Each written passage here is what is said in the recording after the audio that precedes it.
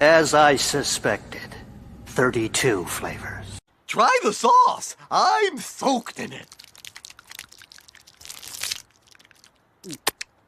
Oh, I could lick you all day long.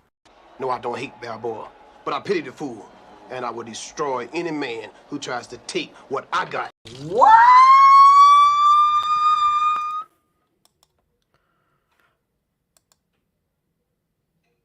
How are you all doing tonight? You're probably expecting loud volume. My loud good evening. But I gave you a plot twist. I gave you the calm. I gave you the cool. How are you all tonight? Look at these comments here. Lord Thoth. Penny, hello. Wolverine Snicket. My guy, Hungry Boy. Vince Womack, how are you, sir? Keely, Chow. Diesel, Gonzalo Bergali, Brian Yoder, Diesel, Stephen M. Kal-El, D. Bud Martin, what's up, what's up? Nice to see you guys already here. Sean Eastep, Zake Rot. Guys.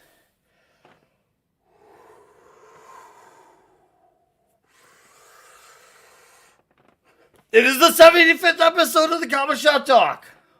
Holy shit. We are 25 away from 100. What happened? What is this? What happened? This is crazy. We're here, guys. We're here. Nice to see you all. What's up, Southern Viking? Guys, 75 episodes of this crazy little post-FNT show that's like, I guess you could say more of like it's almost like a late night AM radio chat show where you just kind of have fun, kick back, drink some alcohol, talk about comic books, whether old reviews, little debates, Q&As with the chat. 75 episodes. This is nuts. But here we are, and it feels good. And by June maybe, we'll have episode 100. That is, though, if I throw a plot twist on you. Do I do an annual episode? Or do I do a relaunch after 99 and be the all-new, all-different Comic Shop Talk? I'm not going to do that, by the way. I'm not.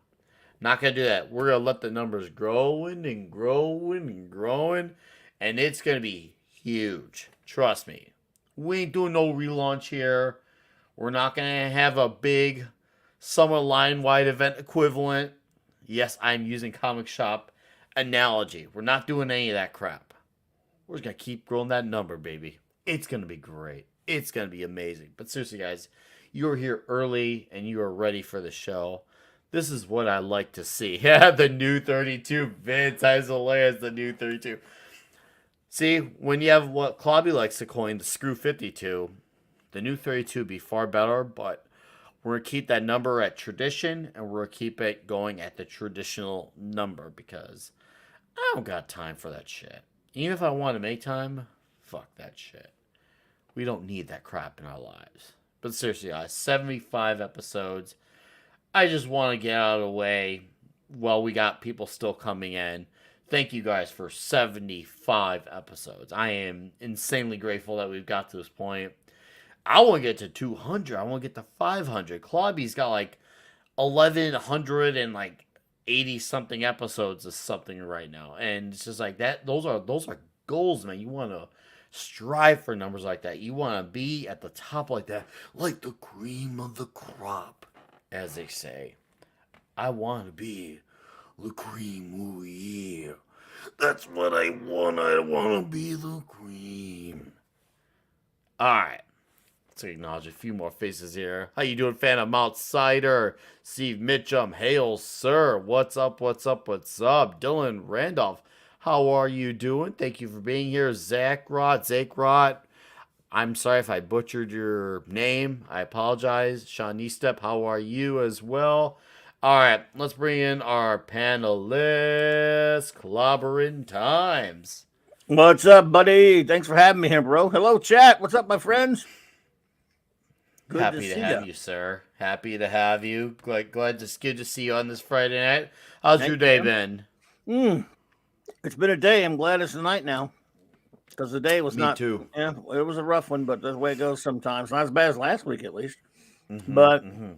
would you like some more numbers?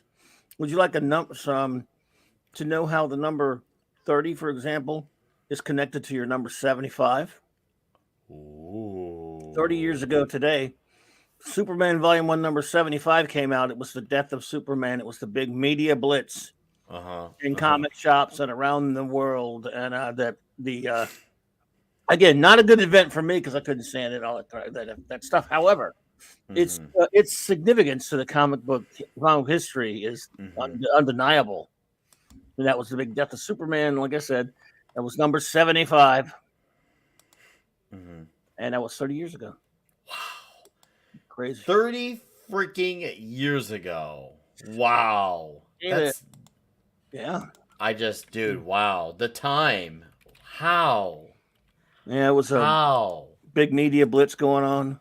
Mhm, It was mhm. comics, the comic shop that I partially worked in. I was doing something else at the time. I was helping a friend run it. He had a big radio blitz, and I mean, there were people lined up around the block waiting to get in to get a copy of the direct edition, which was in a black bag, Mhm. of course, and it contained like a special. You know, they later did other editions of it, but it became the special. It had like a black armband in it and all this other stuff. And I remember getting he was having to limit copies, and even though I was not collecting the book at the time that much, in fact, I hated it. I hate the whole gimmick. I think the gimmick was stupid.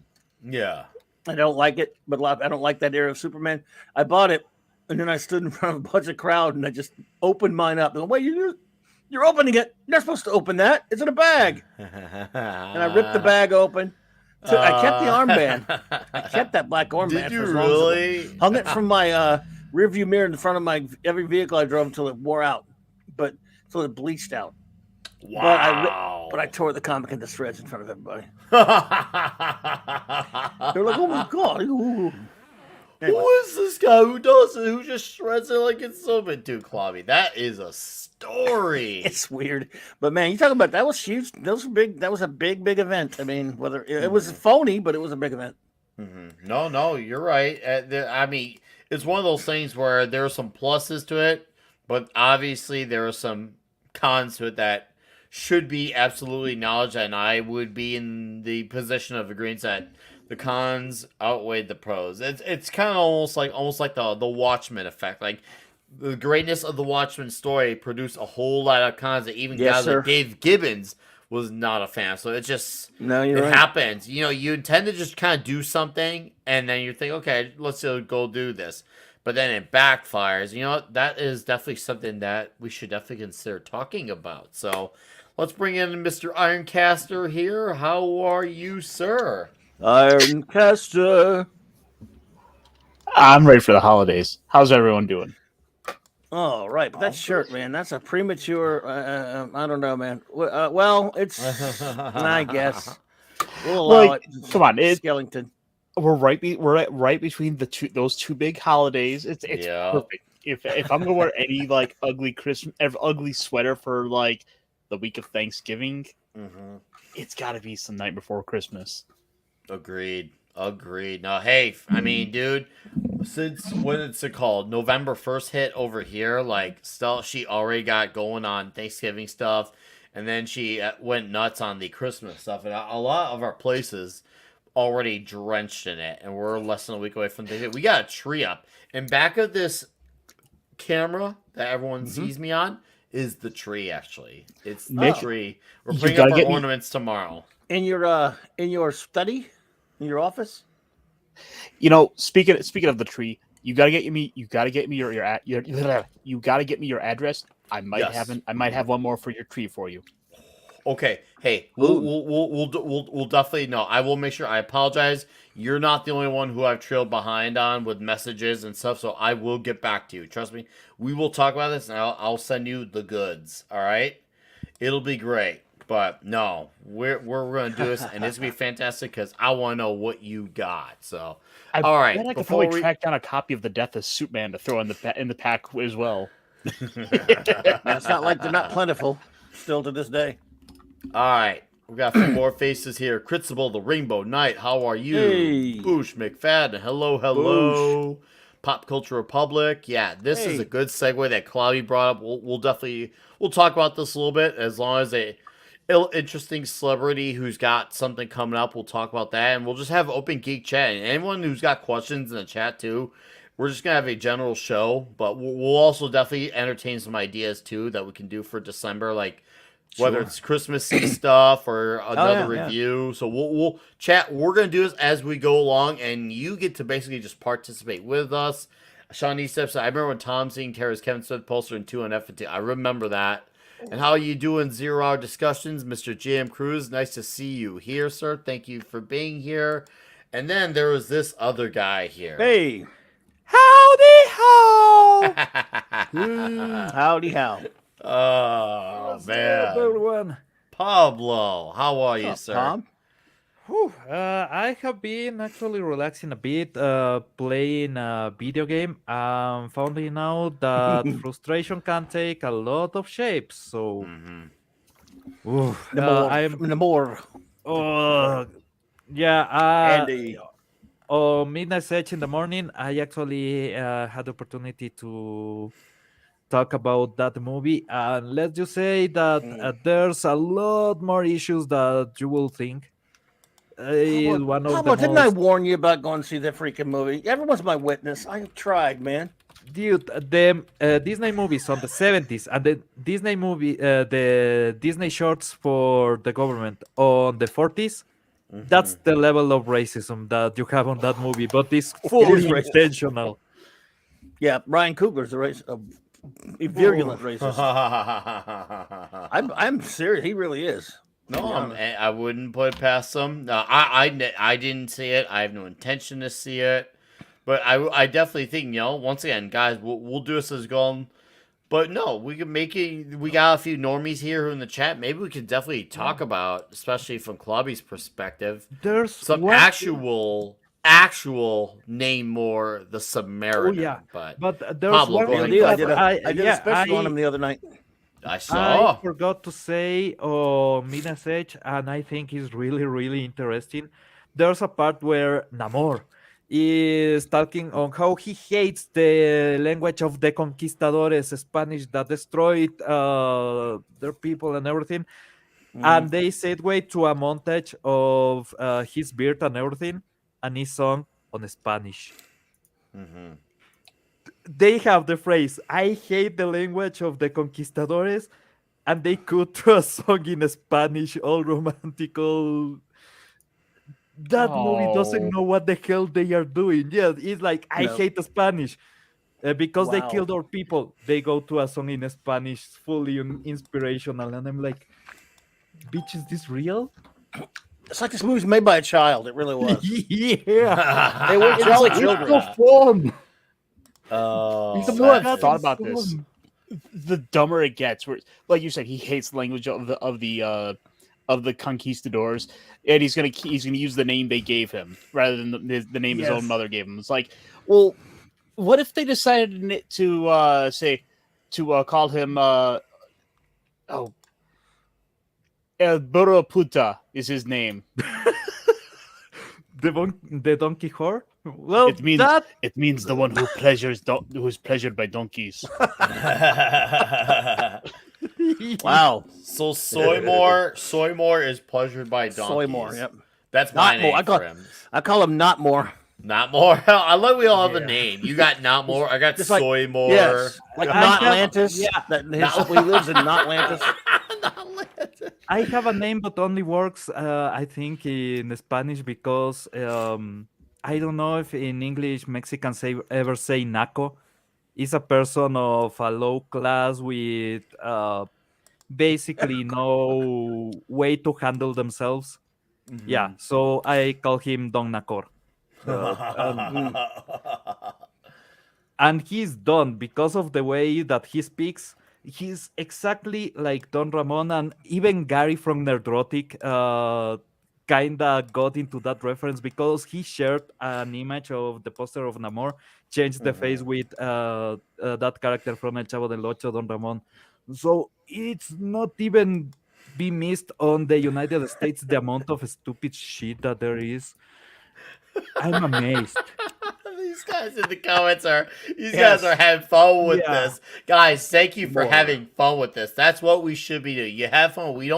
There's no need to get mad. There's apathy and humor is the way out of this stuff. This is what I like to see. Thank you guys. Seriously. Got anything else you want to add to that, Pablo? Yeah. Go ahead, Pablo. The floor is yours right now. It's just full fun. It's incredible that they actually went with all of this. They Wakanda at the end ends up basically being the conquistadores. They colonize Talokanda. This is the version of Atlantis. So they go full conquistador on the Atlantis, but it's okay because their color of the skin is so crazy, man.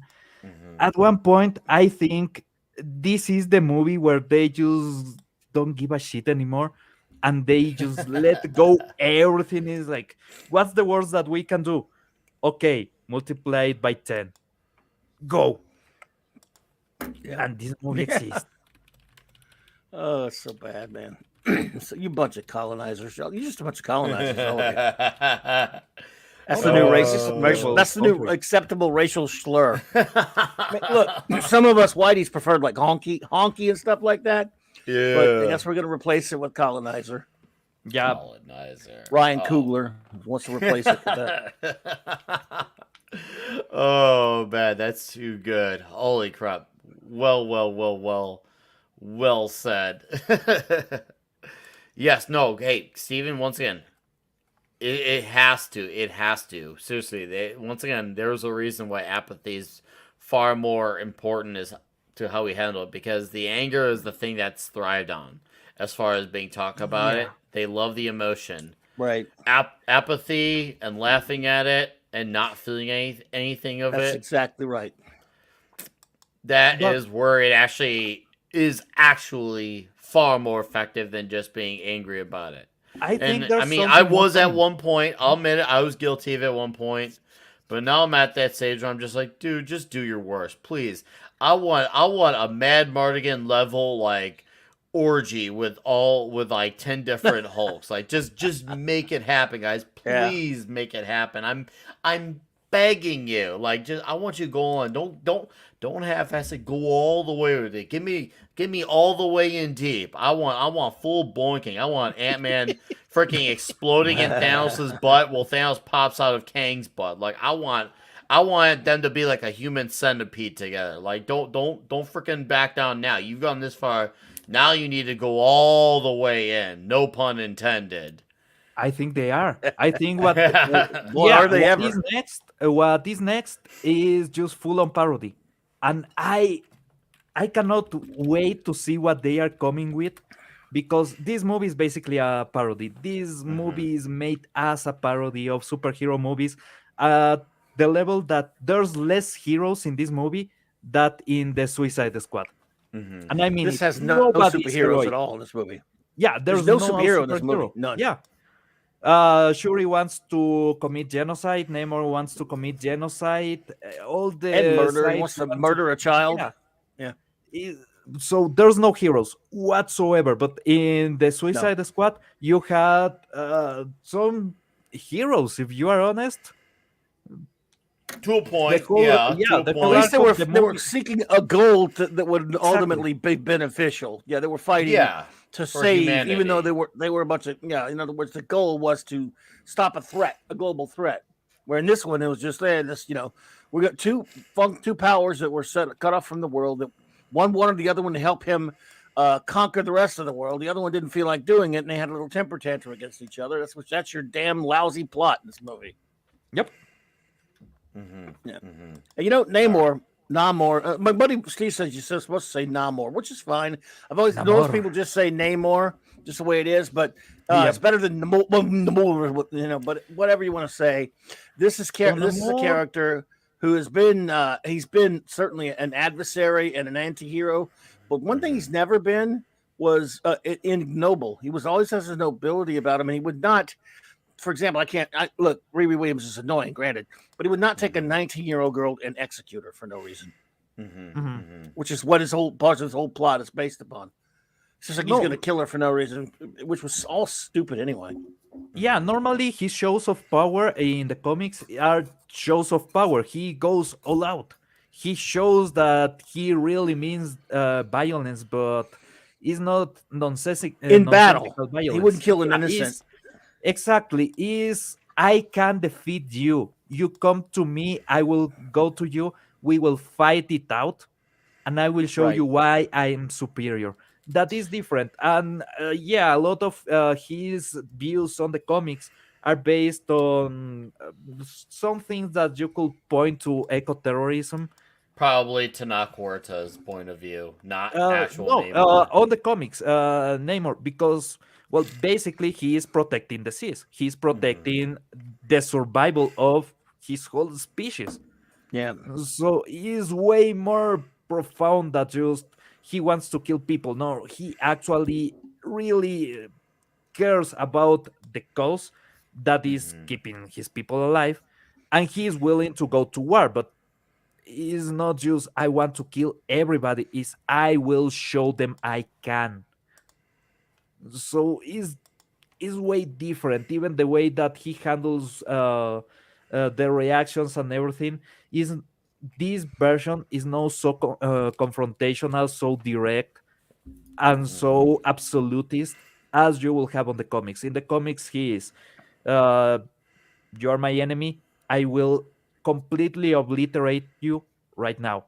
No, I will come in a week and I will throw water balloons. That's their weapon, water balloons. No, really, in the movie, that's the Well, I believe weapon it. that they use. Yes, they had water balloons. Yeah. Did they like Water set it up bombs. for like doing a? Did they set it up for like doing a Nerf weapon? No, it's don't more know. like don't know. Like this weird. I mean Yeah. like something they could easily spin into the new Namor Nerf weapon. No, it's just water balloons that they throw.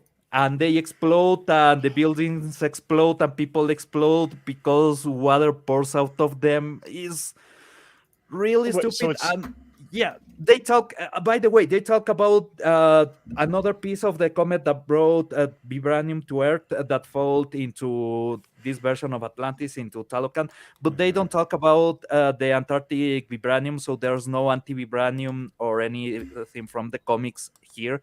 You just have other vibranium that is exactly the same.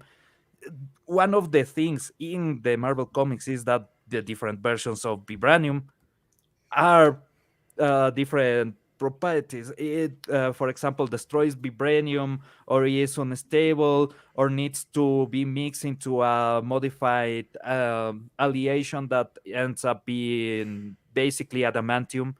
So there's these different compositions, and they actually are really complex on the comics on how it works. Here is just more vibranium. All right. Yep. All right. Well, we're gonna read off some super chats, and then we got a panelist we want to let on in. So I'm gonna try to hammer this out here. So we got shite. Where did it go here? All right. Apologies. We got Gonzalo Bergali for Uruguay pesos. I want you como loquita on Sunday, Pablo. Does that mean come on a show? Como loquita means like crazy. I can't believe I but said that like right. loquita is a female crazy person. But okay, in my country, loquita actually means really flamboyant gay man. So it can be interpreted in a lot of stupid ways just like that. Dude, hey, thank you for the super chat, Gonzalo. That was perfect. Thank you, sir. I do greatly. Oh my. That was something else.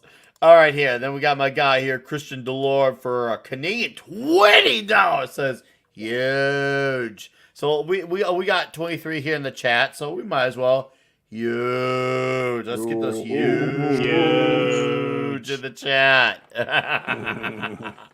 Yeah, let's get those huges. Let's get that chat flowing. We got Christian Delorme again for another $20. Says, may I say Ironcast is the best wingman ever?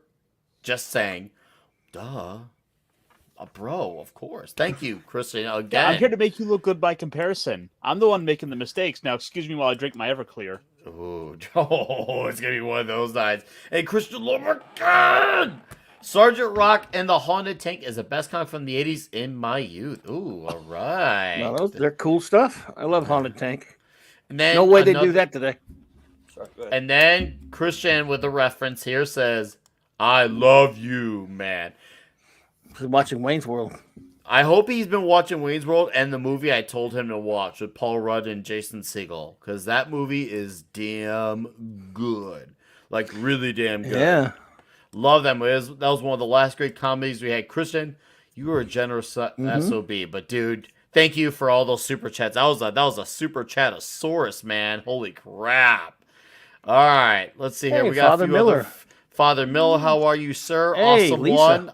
Yeah. I saw you. Lisa, welcome as well. Darius, Lisa. I see you there as well. Thank you guys for all the huges. Yes, I like seeing all the huges. Yeah. All right, we got an Egyptian.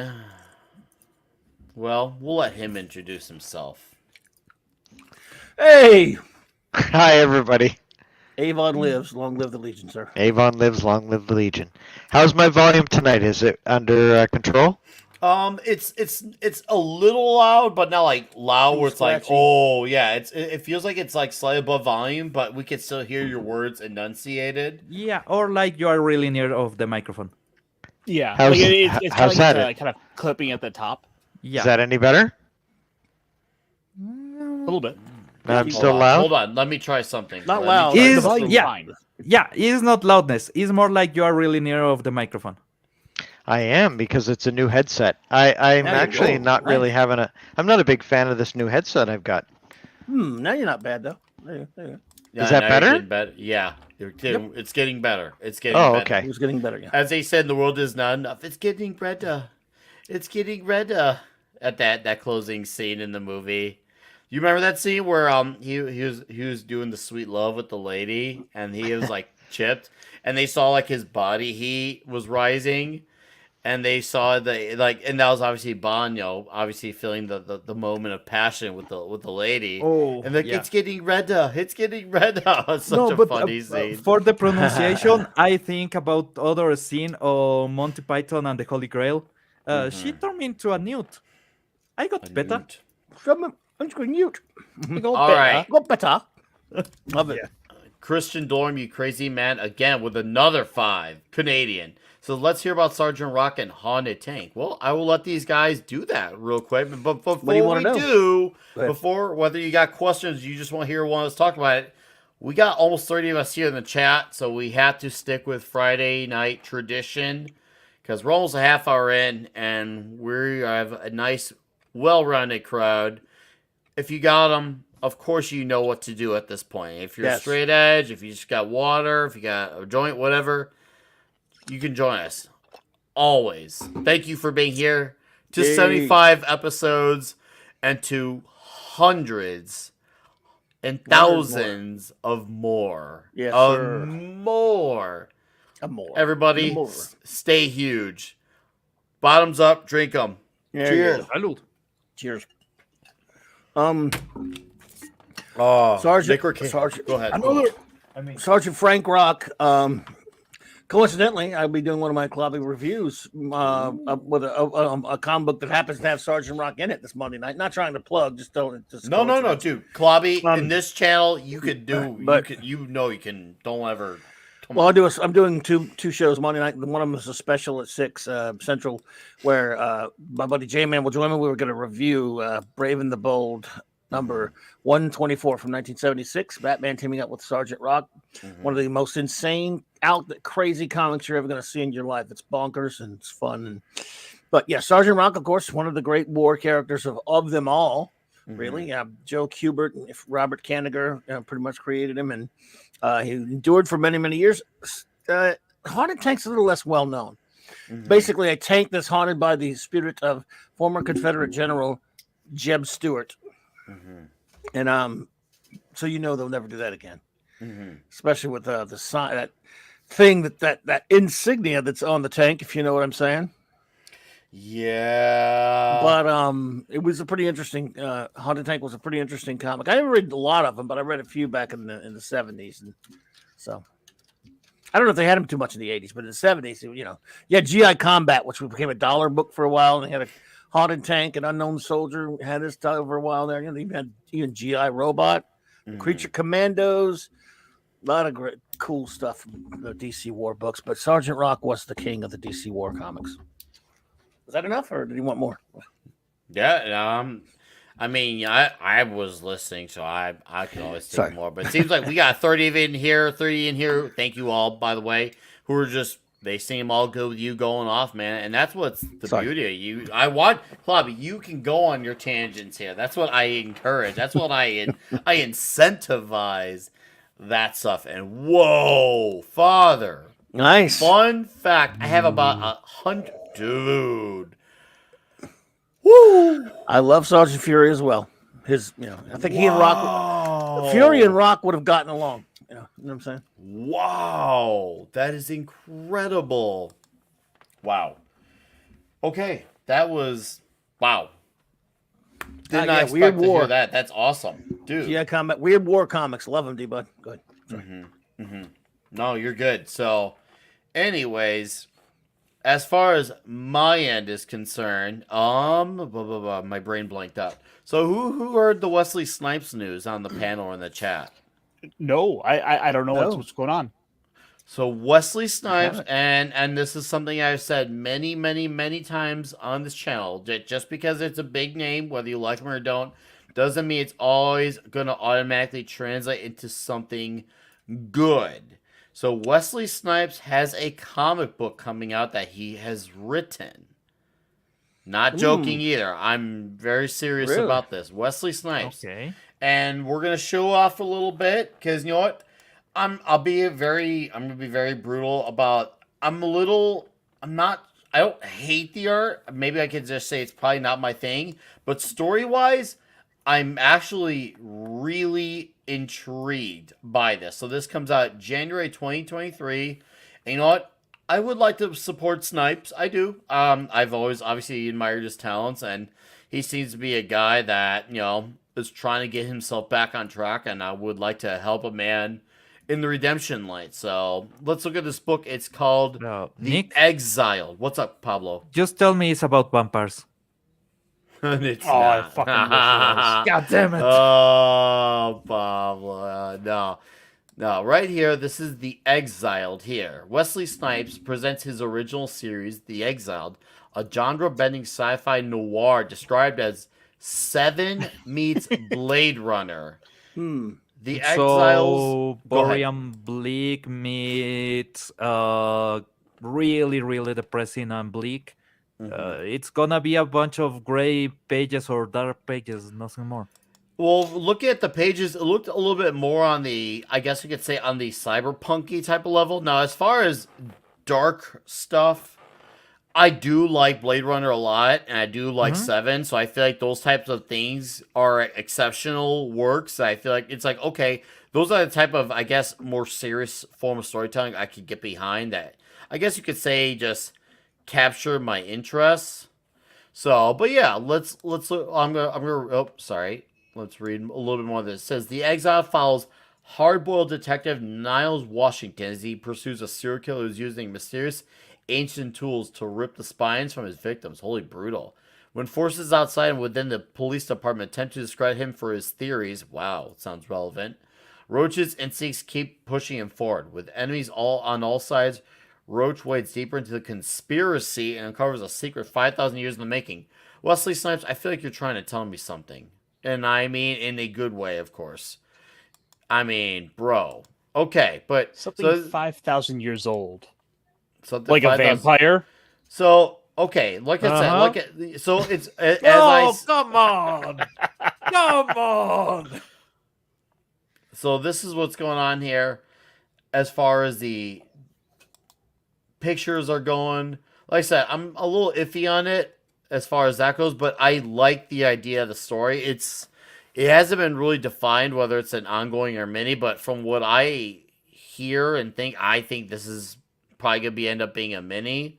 But Wesley Snipes, hopefully he could get something that will be worth the read. I would love this to be good, and I could overlook it, if especially if it's a well written story, and who knows, maybe it can end up being something that Wesley Snipes gets more known for. I mean, obviously we all know he dates back to 1998 with Blade, so it's not like he's not aware of these types of stories. He did Blade freaking almost 30 years ago. What do you got, Caster? I was just saying, you look with how the character looks. The trench coat and that. Yeah. All he needs is just a pair of sunglasses, and it's just Blade. Yeah. That it's said, obvious. Yeah. That said, I obvious. don't hate the art. Okay. There's a little bit of a grittiness to it I kind of like. Yes. Okay. I'm gonna be curious about this one going forward. So I think this one's now on my radar so far from what I'm seeing. Yeah, no, I feel like this will be something to talk about come January. I actually, like I said, I am curious by way of the storyline, and I don't even necessarily dislike it. I just feel like, for me, it's just kind of like, I guess you could say I'm not really feeling it, maybe. But I don't even find it to be terrible. It's not like I'm looking at something like Mariko Tamaki made. It's just, I'm just kind of there about story-wise. I could get down with a cyberpunk story, and I'm not opposed to that. And I know Wesley Snipes knows what heroism actually is. So maybe he can turn this story into a heroic story of a guy overcoming, apocalyptic, Cybertron type of stuff. I want to see what's going on here, and I would like to give it a shot. I don't know, chat. What do you got in the chat about this one? Do you think Wesley Snipes got what it takes, or are you at least interested by what the concept sounds like? What do you guys think? Level with me. What do you do? And I'll give you guys a moment to comment on that. And while I wait for comments, Christian, you crazy son of a bitch. And thanks, Clubby, for going back in my youth for another Canadian 5. And then another Canadian. Christian! My pleasure, sir. And Nick freaking Wise is the most base. I know. I met him. Christian! Dude, you're good, man. I seriously, I am very thankful for you. You were very generous with these donations. Oh crap, dude, thank you. But I love hanging out with you, man. Like whether it's in person or on Gilded, I like a good hang, dude. That's always what it was about, and that's what it will be about going forward. Because that's the way the cookie crumbles in here. Jeez, we got 32 of you in here, guys. Thank you so much. And then Lisa. Hi, Lisa. Happy Friday, gang, for $5. Thank you, Lisa. Lisa. And happy Friday, Lisa. to you. All right. All Cheers right. to you, Lisa. So, okay, let's see here. Happy Friday, Lisa. Let's see what the comments are. All right. Darius says, looks like art I've seen in Dynamite or Boom Comics. Similar but legal, distinct from Blade. Okay. Mm-hmm. I can respect. Instead of the Daywalker, he will be called the Noonwalker or something like that. So he's 24% different, just Okay. enough so nobody cares. Okay. And then Stephen M says comics certainly looks and sound just okay. So we got a little bit okay. And then Pop Culture Public says looks interesting. I might give it a shot. And then Vince Williams said don't know. Don't know. Don't know. And then why not? He's trying to do a thing. We can check out. Yeah, no, I'm gonna give it a shot. Yeah, I'm gonna check out This the funded number one. crowdfunding thingy? or No, what? it's coming out through the Who's direct putting it market out? in July. Let's go back and look Who or because I actually somebody? did What's it did not catch it. And Diesels, I saw your comment. We are gonna look at the video here. Does not Wesley Snipes. specify Whatnot Weird. Publishing. I've not heard of them. Whatnot Publishing. Never heard of Okay, them. well, I don't know about them and whatnot, but we're They are gonna find going out. through Diamond though. So All right. Comic shops. are- And before we look at the video, welcome, Fenrir. How are oh you, no, sir? not Fenrir. Hey, boys, how's it going? What's up?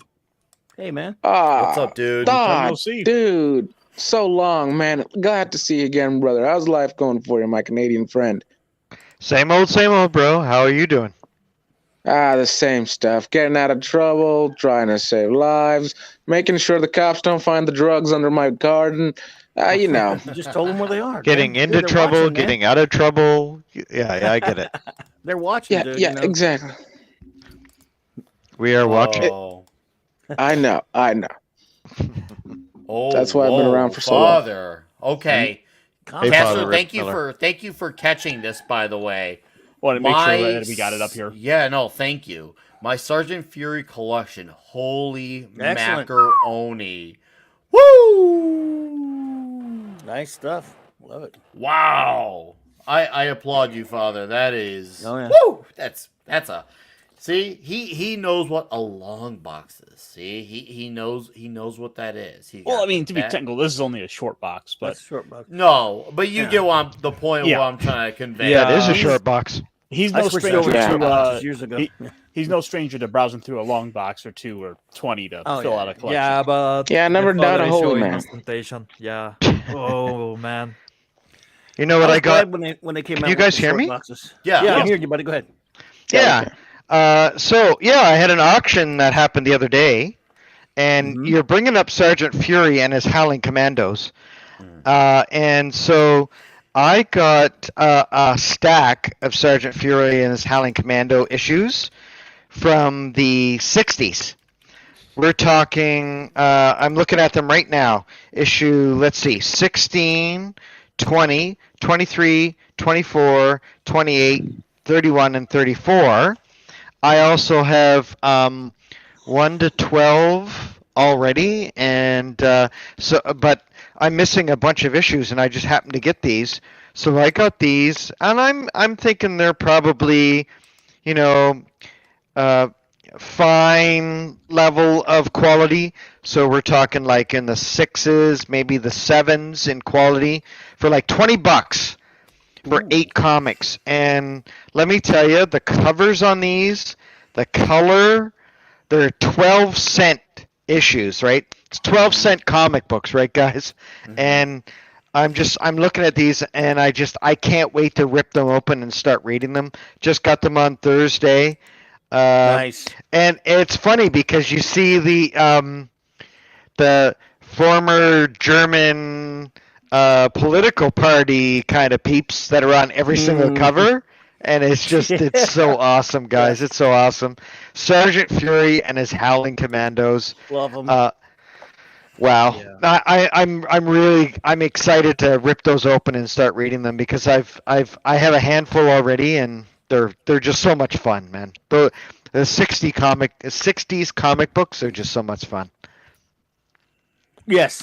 Oh, and I Yes, will sir. say this, another issue I got in the auction was Batman number 122, Oh, wow. the Pizza Hut Collector's Edition from like it's like from 1955. And you know what? Yeah. It's the marriage of Batman and Batwoman. And yep, Captain Kane. Yeah, Kane. Kane. And you know who's on the cover? Robin's in the corner going, "Gosh, what'll become of me now?" And I'm like, "Oh man, I love the 50s." Yeah. It was fun. Oh, It was. Wow, dude. When you think about the reason why Batman was made back then, think about today. It's just so even more hilarious. It is. I also got a stack of old Dracula comics too.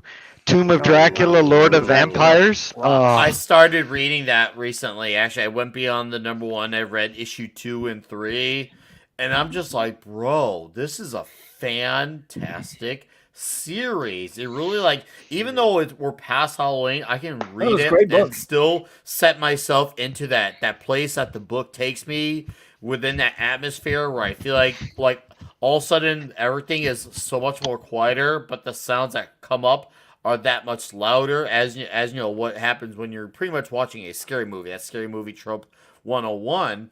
But that's what the Tomb of Dracula does. And man, I'm like, okay, I gotta get into 4 or 5 and so on and so forth. But wow, I am so glad I finally looked at it, because I guess you could say I overlooked it many moons back, but now I'm glad I'm changing that. I'm so glad I'm changing that now. Such a good book. Did you get to the fight with Werewolf by Night? Not yet. I'm 1, 2, and 3 so far. Oh, okay. Yes, at 1, 2, and 3 so far. We will get there though. We will get there. That's really what they missed out in this Moon Knight series. You could have really had some really, really great shows. You could have had Werewolf by Night, Moon Knight, Blade, Dracula, like Tomb of Dracula. Like, oh my goodness, like it could have been so amazing. Why not just do a series in Marvel Knights? You know that comic book. Moon Knight hunting Dracula because he owed him money. Yeah, well, you could have like a Marvel Knights kind of miniseries, or have a 10-episode series where it's all about the darkness of the Marvel universe. No Spider-Man, no Captain America. It's all about Moon Knight, Werewolf by Night, Man-Thing, just all Blade. Oh, wow. That would be such an awesome TV show. No wokeness, no politics, nothing. Just monsters scratching and clawing, and you can have and there. By the way, there are some really, really awesome female characters in that dark Marvel universe too. Yes, impossible, dude. Impossible. Female characters only made a couple of years ago. Not such stuff. True. Yeah. I would like to see Patsy Cline. I want to see Clobby, chime in here. What female characters from the dark Marvel universe would you love to see?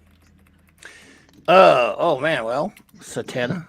Oh, yeah, hit it out of the park right off the bat. That would be one. I mean, well, yeah. I'm not into those Dark Horse comics that much, to be honest with you, but yeah, that would be one. I mean, of course, she was hot though. That helps. Clea. Clea. Yeah. Well, don't forget, Satana was also a ginger, so she had no soul. So it kind of fit, right? That's probably As far as the yeah. Mm-hmm. Yes, sir. Millie the model, Damien Hellstrom's.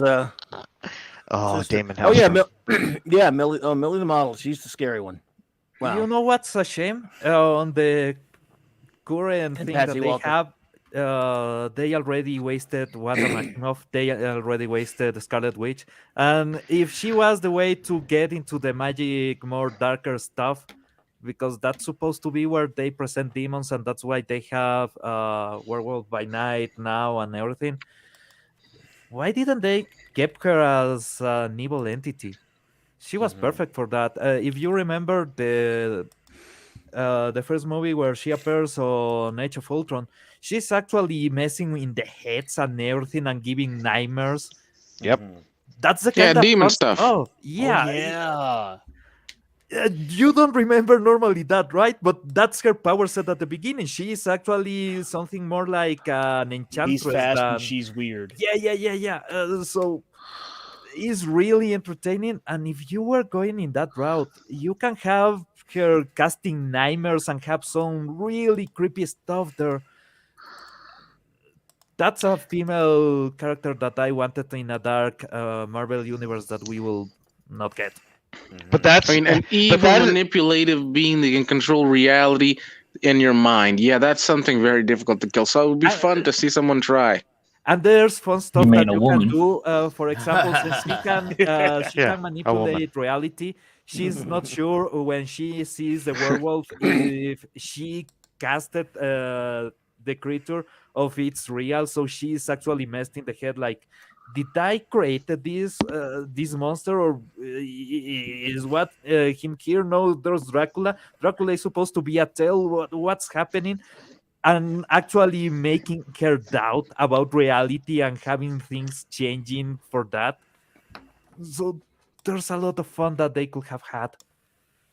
Just think about, you have the Marvel Universe as you had until Civil War, Infinity War. And then you have this complete flip because she's hallucinating basically, but in reality, no, there's actually monsters in the Marvel Universe. We just haven't seen them. There was a really cool story there. Such a waste. All right. Such a waste. It is. That requires creativity, buddy.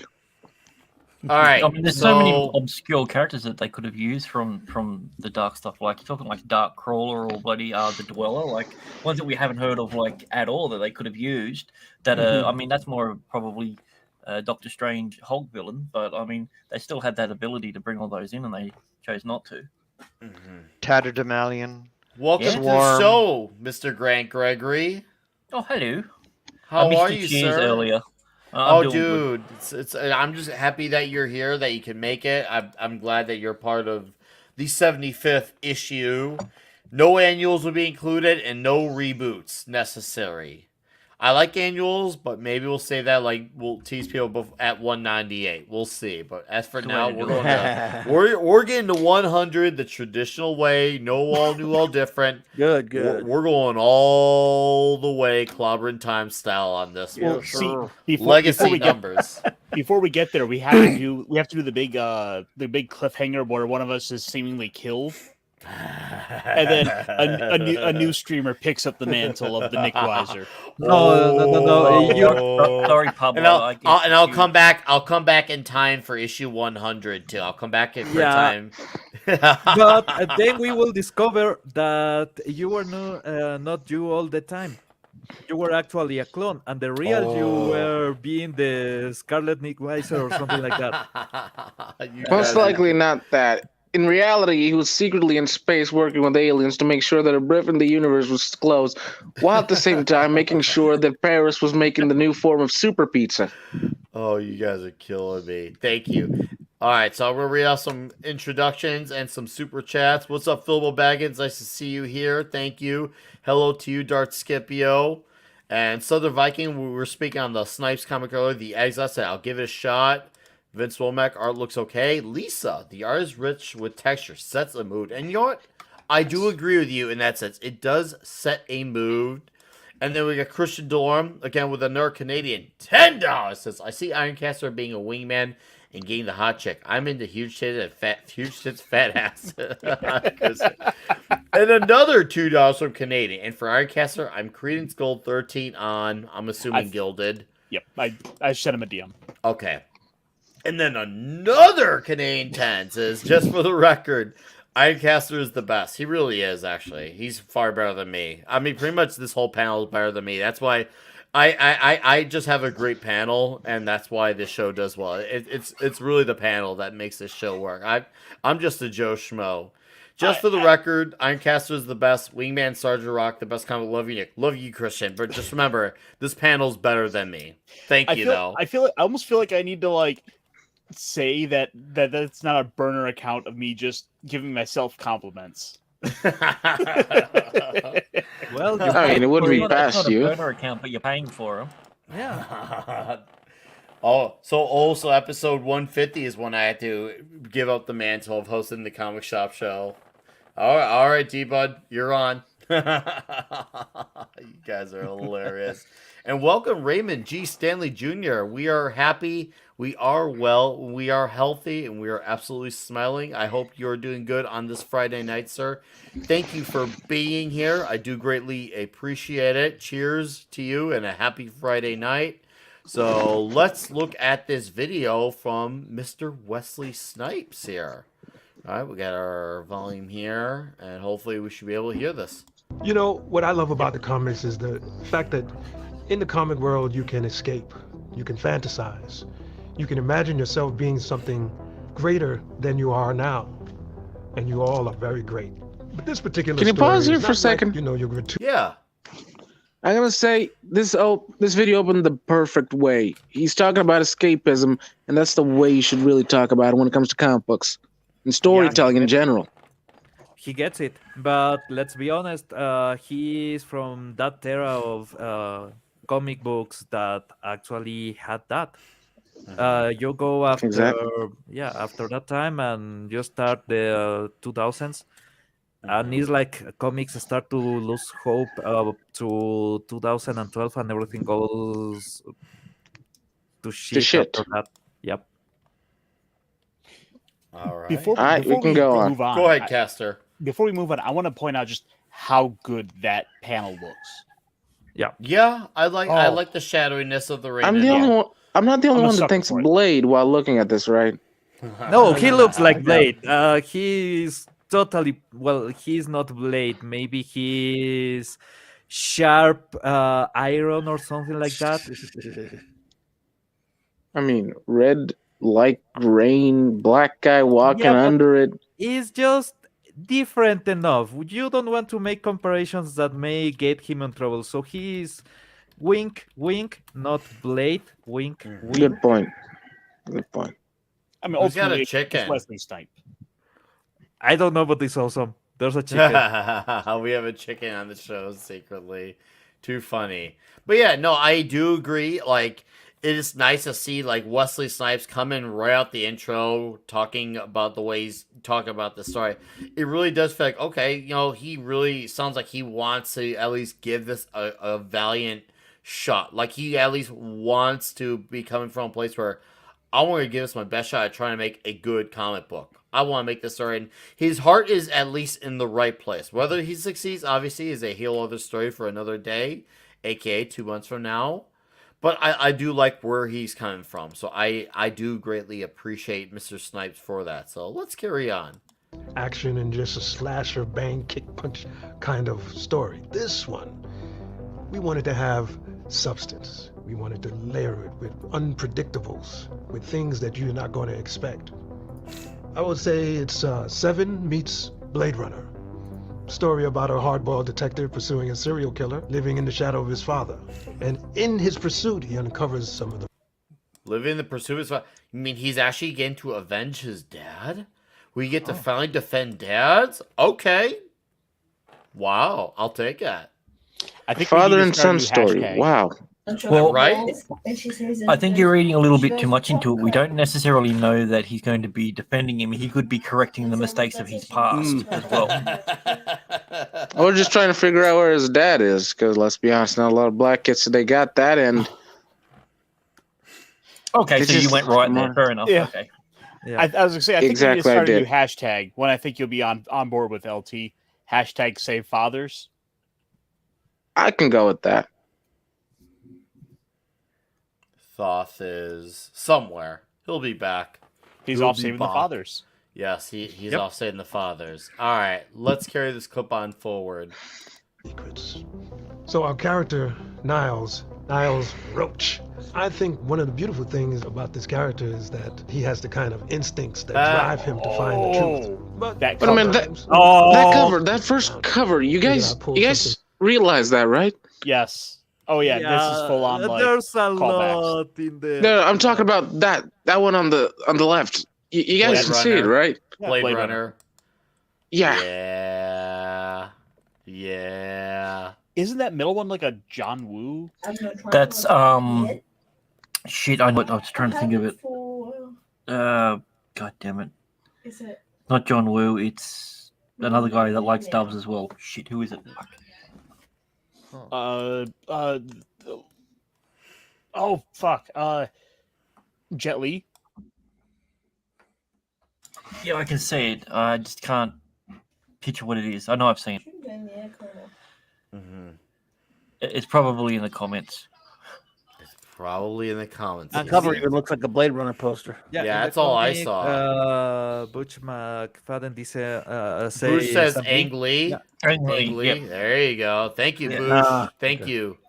You wouldn't like me Thank when you, sir. I'm Ang Lee. or when Ang Lee's making a Hulk movie. I enjoyed that Hulk. No, you Yeah, didn't. it's Come better on. than what we I'm have teasing. now. So I think it might be worth kind of going back to and checking again because I haven't Kidding, watched this since Grant. it was Maybe in the movie theaters. Maybe that could be a gilded watch party. Watch the 2003 We Hulk. didn't have to watch it again though. Yeah, I okay, know. It's pretty bad.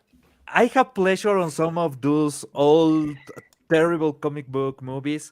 The Okay. Dark Devil movie is actually really entertaining. Okay. If you watch it, at least if you are high or drunk, it's a really interesting Ritz- movie Ritz to me watch. out. You will have a blast. The Blade Trinity movie, I know it's terrible, Terrible, but man. it's really terrible to the point that it's comical. So I actually enjoy it a lot. Mhm. The I'm sorry, Tom- anything with Jessica Biel in a sexy outfit, and I'm in. Thought There comes you go. back. So a lot of those movies, the two Hulk movies that we had, yeah, they are bad, but they are kind of entertaining. I actually like the Incredible Hulk. There are some issues I have with the Yeah, that was movie, alright. but overall, I actually enjoy it, and I have rewatched it, on and off throughout the years. Like I said, I have my criticisms, but I did enjoy it, and I can say I saw it opening night when it came out in theaters. I remember when the Incredible Hulk hit, but yeah, obviously a conversation maybe for another time because I think those are worthy of discussion in a retrospective sort of way. So I'm with you there on all of that. I really am. So okay, let's finish off this video. We'll cap off our final thoughts here. That drive him to find the truth. But sometimes it destroys the people around him. I figured I'd pull something from where I grew up in the Bronx, something I can really relate to. See, what's beautiful about this is that it's in book form. It's tactile. If you loved all of the stuff we did before in the Blade world, this is something that you're going to appreciate. We got murder, mayhem, noir cities, custom weapons, beautiful artwork, drama, suspense. Look forward to seeing you participating, joining us, take this ride, and here we go. I'm in. I'm gonna give it a shot. I'm as they say in South Park with Man Bear Pig. I'm super serial about that. Yeah, it could be fun. Yeah, I just he actually it doesn't even feel like he's just being an actor. It just feels like he really wants this to be a thing that hopefully can get a few eyes looking at. But hey, look, I made a story that I've been over, so we'll see. And me personally, I don't see. I mean, all I just see is a man who is aging very well. I don't think Wesley Snipes looks bad at all. But that's just I'm gonna be honest with you. I'm starting to think he might be a vampire because I swear to God, I thought he was dead all this time. No. No.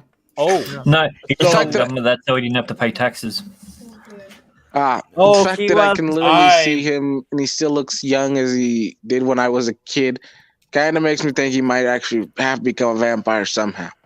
No, wait. My point is, go ahead, Senator. My point is, if I ever meet him in real life, I'm gonna serve him a garlic pizza. Just saying. What's the name of that rock star on the second book of the Hitchhiker's Guide that is spending a year dead for tax reasons?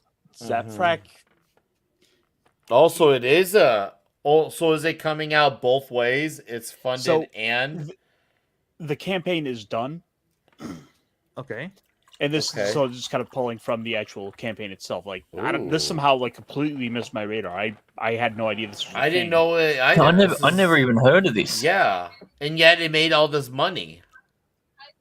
Where'd that money come from? $22,000, 200 backers. Okay. I thought you said it was. I thought you said it wasn't crowdfunded. Yeah, that's what I said because I just found out about it. That thing I posted, the article and the video was all from today. All that was from today. Wow. That's why I was under the assumption because when all that stuff comes out today, you think, okay, he's got a new book coming out. Okay, he's got something coming out to look forward to, and it's a few months heads up.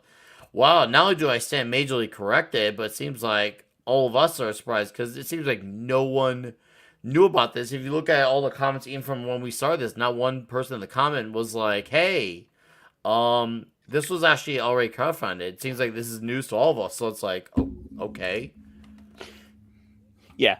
No. This is I'm totally surprised by this. This was a thing, and now I wish I had backed this because I'm liking the art here, and I wish I had been able to help get the words out about this and be ringing the bell on this one for the months before. Yeah, know what you mean. And as far as I don't want to go into the world of taxing and deep pockets all because anyone who watches me on Yelling at Park Cars, you know my thoughts on taxes. We're not going to go down that well. We're here tonight to have fun and enjoy this because I've got some opinions, but I'm saving them exclusively away from the show. Yeah, no, everything's here seems to be on the up and up so far. It doesn't. So wait, what website are you looking at here, Nick? Is that Indiegogo? Ironcaster got this. Ironcaster got this for Indiegogo. You Thank know you, what? Caster. What this reminds me? The old covers for the Nintendo games. Okay. That Contra? art style. No, the art style and the coloring. Oh Yeah. yeah. Right. The boxes for a long time had this really comic-y art style, and it's exactly this. So yes, if you remember the Castlevania covers and such, Yeah, just a bunch more. I of like the- this. Yeah, I like this art style. Really like it. Yeah, this looks like something you would have seen on like tied in with the Judge Dredd stuff. Yeah. Oh, okay. Yeah, anyone else want to add anything to the Wesley Snipes story? Sorry. Yeah. Did you say this was what is this on Kickstarter or This had been had as in past tense been funded on Indiegogo. Because I'm looking at the Kickstarter campaign right now. So I maybe put it in he the did private it. chat. Maybe he did it on both. Maybe he did it on Yeah, both. because this one has 142,000 on it. Oh wow. Yep. I like what I'm saying. With 1,046 backers. Let me go back to the top real Holy, quick. he had some. Okay, so he didn't do shabby with this book. Obviously, his name helped, but now it's just like, okay, cool. Like, and the fact that it's Because- coming out in the direct market. All right, I'm just going to wait for the direct Yeah, market. it does, but it really doesn't if you think about it. Not even Keanu Reeves got that much traction for his name, so Yeah, because like I'm looking. This is the backer kit page here, which the day one backers would have also gotten like a statue, a little statue of the guy. Oh yeah, Shane Davis is doing that for Inglorious Rex Volume 2 as well. Him and Yancy Lin, they're doing that if you buy like the ultra package. They're doing it where you can get a figurine that's almost like a statuesque like that if you do the all-in package deal. They're doing that for Inglorious Rex too. So yeah, no, that's absolutely correct on that. And also, if you were to go look at his Twitter page, his banner out at the very top. I'll share this tab real quick.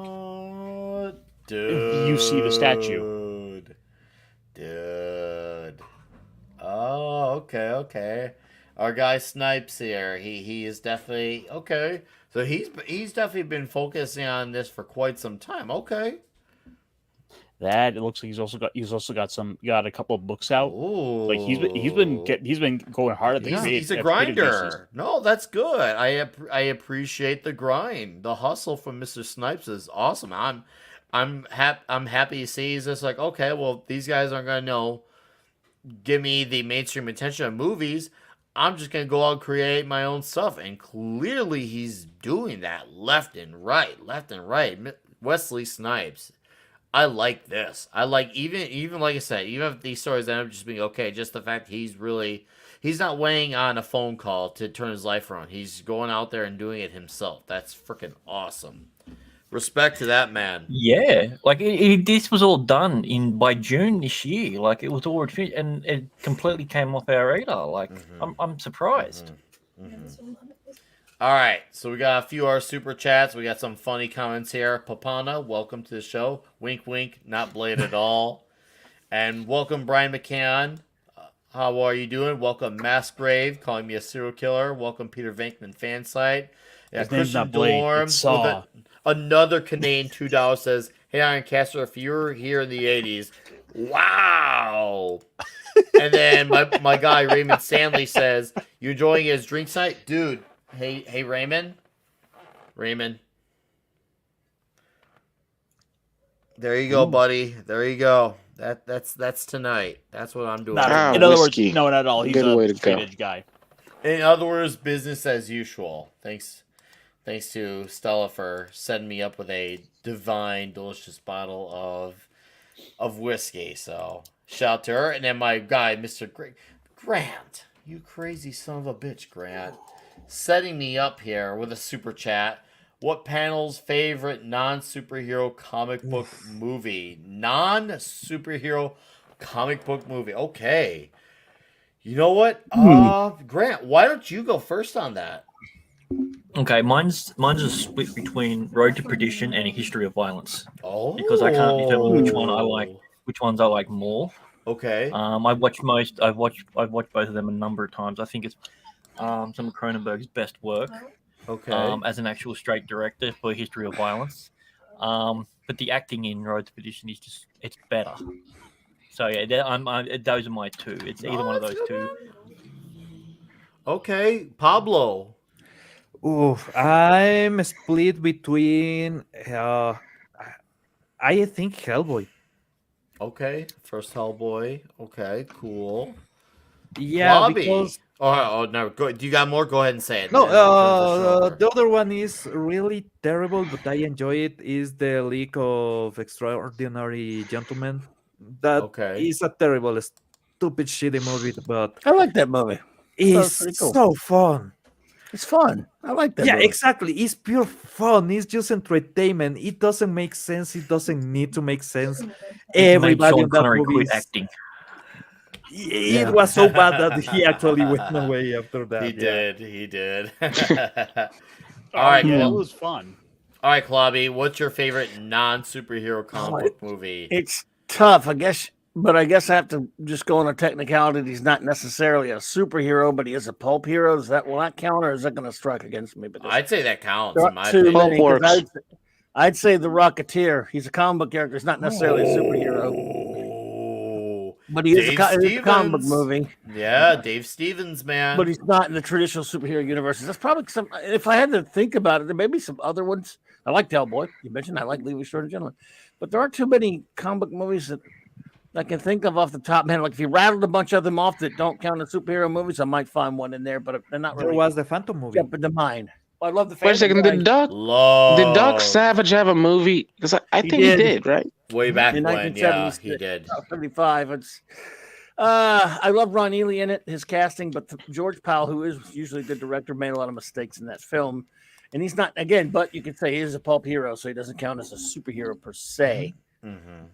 So, yeah, I don't know, I guess. But if you were to rattle off some non-superhero movies that are comic-based, and I, just to jog my memory, I probably like some of those too, I guess. I liked Hellboy. He's not necessarily a Yeah, super exactly. I was trying to find that distinction exactly, and I was like, no, he's more like a detective / hunter than a superhero. So yeah, There probably some I'm just not thinking of at the moment that I liked. But I've changed my mind, Nick. I just remembered my movie, and I don't know why I forgot about Old Boy. Oh, Old Boy, I completely the forgot about Korean Old Boy. version. The Korean version. Hey, for those of us coming there is later, only you one guys, version. you guys have to pick one and stick with it, man. Come on now. I changed my mind in 3 minutes. Don't worry. Klobby, you got anything else you want to add to that?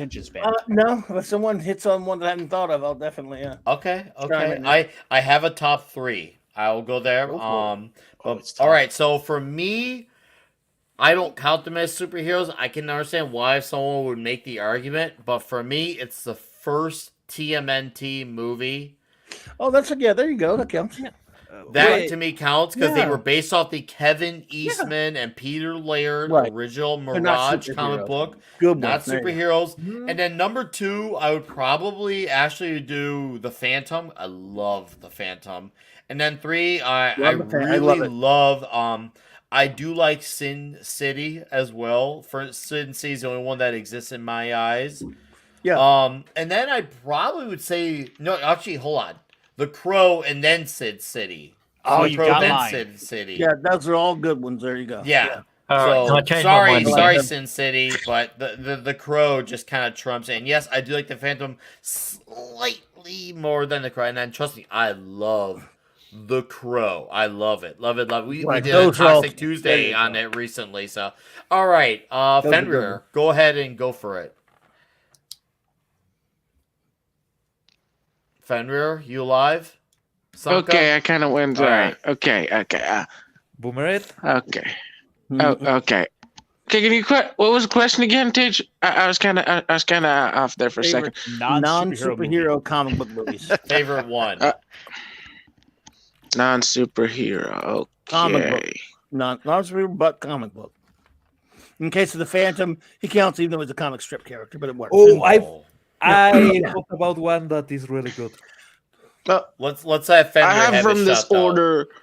First is my order: Doc Savage, because I'm a bit corny style. Then the Phantom, and last the Rocketeer. I know the Rocketeer deserves much more love because, well, it was a fun story on itself with Nazis and all that. But again, love them. I just saw those two first, and they have a special place for me in my heart as a kid. Oh, plus the Shadow. Plus the Shadow movie. You like that? Oh one? yeah, He's not a comic book character, but you can count it. See, I don't. He was in comics, but he was not original. Yeah, I thought about 300. Yeah, but it still counts. Okay, it's good enough. It's close enough. Okay, 300 is I a could comic book. I could see why people would mention the Rocketeer. It's hard for me whether I consider him. It's hard. I don't know whether I consider a comic or a pulp, because if you said pulp, I would put the Rocketeer up there because obviously Dave Stevens. He started as a comic. He's not a pulp character. I just used him as a pulp type character. Yeah. I see that as a pulp character first, but I could, and yes, Raymond, we are moving goalposts. We are all guilty of moving goalposts on this one. I guess it's hard to define because there's so many, because there is a bit of a heroism element to the Rocketeer in terms of he has a ability to say. But I'm gonna Nick. It's my fault. I only did a $2 super chat. If I did a $5, you did this, Grant. It's your fault, Grant. You're gonna pay for this. See, Shadow and Doc Savage are originally pulp characters, but they had some comics later. Rocketeer is a comic book character, and he's not necessarily a mainstream superhero. 100% comic book. Yeah, that's true. That's true. Okay, but he's not a superhero. So wait, you're Blade is not a superhero. No, Blade. That's true. He is from the Marvel Universe, but he's not necessarily a superhero. Yeah. It can count. That can count. Yeah, that's true. No, but the Rocketeer film is absolute perfection, and the Rocketeer David Stevens book. Maybe we should do that as a review. The Dave Stevens Rocketeer. Love it. Rest his soul. Ooh, we might have to talk about this, guys. But let's have everyone answer the question for the chat, because we still got 30 of you in here. Thank you all for sticking around with us this long too. Thank you guys. We have wait. go ahead, Fenrir. Does Blue Spirit count as a pulp movie? Who? Spirit. No, detective guy, trench coat, blue and stuff. A comic. Yes, he's a comic book character. Well, technically, he was a newspaper form comic strip as a blur, but yes, he's a comic character. And his movie. All right then. Yeah, but it's that kind of garbage where you can just go at late night and just watch for the sake of being garbage. It was a disgrace to Will Eisner, but that's just me. All right, so I think we don't have. We had Clobby. Do you went? Yeah, he went. Yes, sir. All right, Caster. Well, considering that my choice was already picked with the Crow, I'm gonna throw one of my runner-up picks, The Adventures of Tintin. Huh. Yeah. I don't know if I've seen that. Oh yes, Tintin is indeed a great pulp hero. Well, he's also plus Milo too. Yeah, he's also.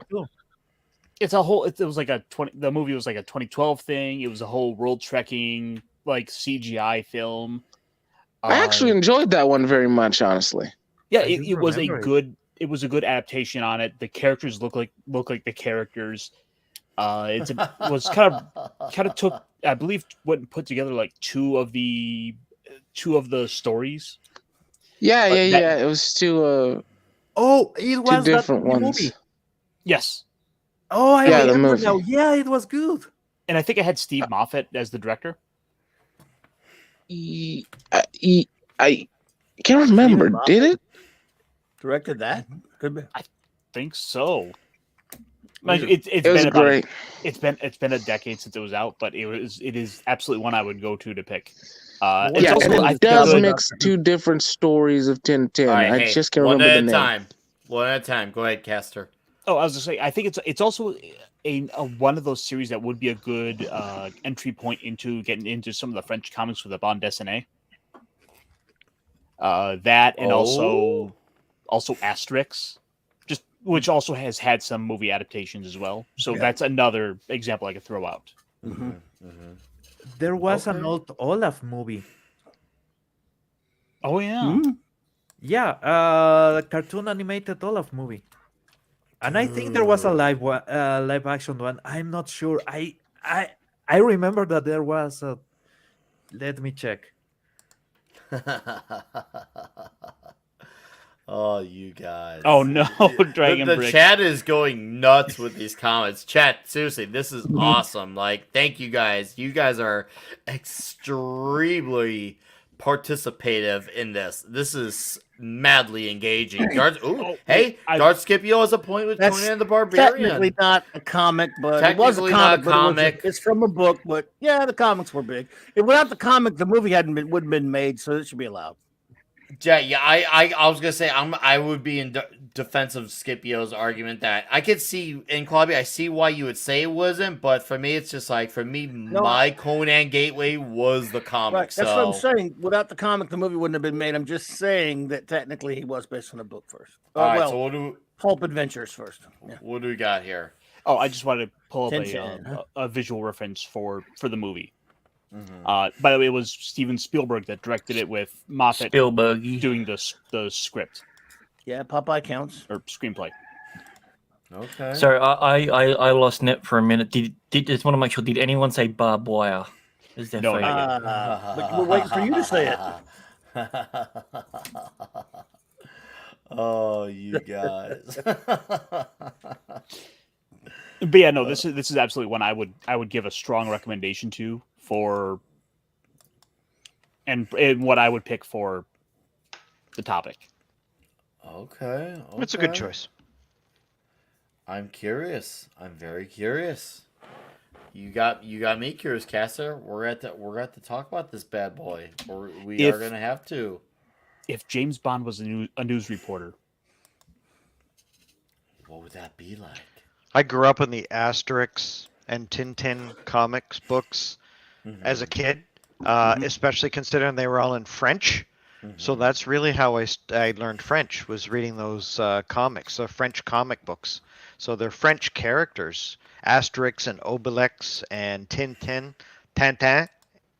It's just that's a really good choice. Yeah. Oh, Valerian as well. Oh yeah. Oh my goodness. Oh yes. Yeah. Valerian and Lorelei. I don't think we're ever going to get to my picks because you guys keep picking them all. Thoth, we're gonna no. You even if they've been picked, you repeat what. It doesn't matter if it's been spoken. You say it, and Thoth, you're gonna go. Who hasn't gone yet? Has anyone here ever read Lucky Luke? No. No. I know of it. Cat. Who hasn't gone yet? Am I the last one? Thoth. No, you and Pablo are next. So let Pablo. No. Let Pablo go first. No, I already did. I was first. Okay, you and Matt Gregory are the ones that are. Okay, Thoth, it's all you then. Have the floor. No. And don't rush yourself. You go with the flow. Oh, I have a couple. Man. But Mr. Grant Gregory, have you picked? Was that your pick? He did. Yeah, I picked 3 times. Oh yeah. Oh, that's it then. Nick, mute him for the next 5 minutes here. So he's picked 3. That's no, that's really cool. So I have a couple of different choices. Okay. Let's go 60s first. Are we ready? Mm-hmm. Barbarella. I knew you were going to pick Barbarella. Lady Thoth is in Toronto, so I can pick on my favorite erotic science fiction movies. Yeah, that holds a soft spot in my heart because as a young kid, my father or hard spot. Okay, they're both hard for me. Yeah, because my dad had that VHS. And he tried to hide it from me, but I found it and I started watching it and I went, oh, she's floating around in zero gravity. And does zero gravity really work like that? Sure. No, that's not my favorite, but I just had to throw that in there for some laughs for the chat. If we go into the next couple of decades, I know that the movie was not very good, but I still love the fact that one of my favorite actors of all time, Sean Connery, appeared in a superhero movie with the rest of the League of Extraordinary Gentlemen. I like that movie. Yeah. And, I thought you were and saying the Avengers. and even though it wasn't the greatest movie of all time, it is one of my favorites. It's probably in my top 50. You've got Alan Quartermain, you've got Captain Nemo, you've got Mina Harker, you've got The Invisible Man. I mean, these are the books that I read as a kid growing up, and so that was very science fiction fantasy kind of idea, and the actors were great. The story was fun. The villain was evil. It was that was a really great movie based on a comic book. Yeah. I have two left. Yep. Well, Dude, take kind your of time. an honorable Just say mention. them both. An honorable okay, the honorable mention first is Kick-Ass, because I really like the comic book Kick-Ass, and that the actors in that were great, and it was the first movie was pretty good, but 300 was based on a comic book. Yes, it was. And What, it's based No Vampirella? He hasn't got to the 90s yet. Let him be. I haven't got there yet, man. I do like Vampirella very much so. It's great. I'm getting to my favorite, but You're good, man. They made a am Vampirella. I good so far? Yeah. They didn't make a Vampirella, did they? I know. No, well, not a movie. I know. That's what I'm saying. I'm kidding. Yeah, yes, they did. Huh? Yes, they A did. movie? Vampirella movie? Yeah, I watched it when I was in like year 2 or year 3. I remember it very clearly. There was talks about doing a Hammer film in the 70s, but anyway, go ahead. Sorry. No, that's okay. Scott Pilgrim versus the World. Yeah. I have some good and bad about that movie. Scott Pilgrim, dear God, man. Yeah. The world has soured me to Scott Pilgrim, but I remember when I watched that movie, I really enjoyed it. Yeah, I enjoyed Yeah, it was the only time I ever remember Brie Larson being hot. Yeah, Well, on the plus side, we also got that song "Scott Pilgrim vs. the World" ruined a whole generation of women.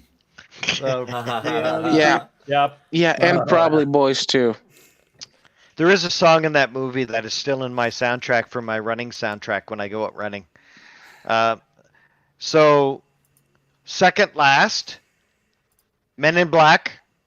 Ooh. The first one, based on a comic book. I like that one. That's a good one. I love the first Men in Black. I love the Go first ahead. Men in Black. Thought. Yes. You just hit a Good gem choice. with Good the choice. first Men in Black. Nicely done. Love the comic book. Love that movie. That first Men I in do Black too. movie was classic. Right. Will Smith. Just the actors, the story. You've got a guy who's an insect who's the supervillain in this. It is so perfect. I love that movie. It was so fun. Who could forget the noisy cricket? The noisy. I'm gonna go get my gun back. Oh man, I've done that with troops under my command too. I'm saying, okay, private, here's your pistol. He's like, LT, it's a pistol. I'm like, yeah. He's like, okay, it's 10 rounds. Yeah. He said, when do I get the big firearms? When you're a corporal. But LT, that's like 2 years from now. I'm like, so you understand the military, boy? And he's like, ah.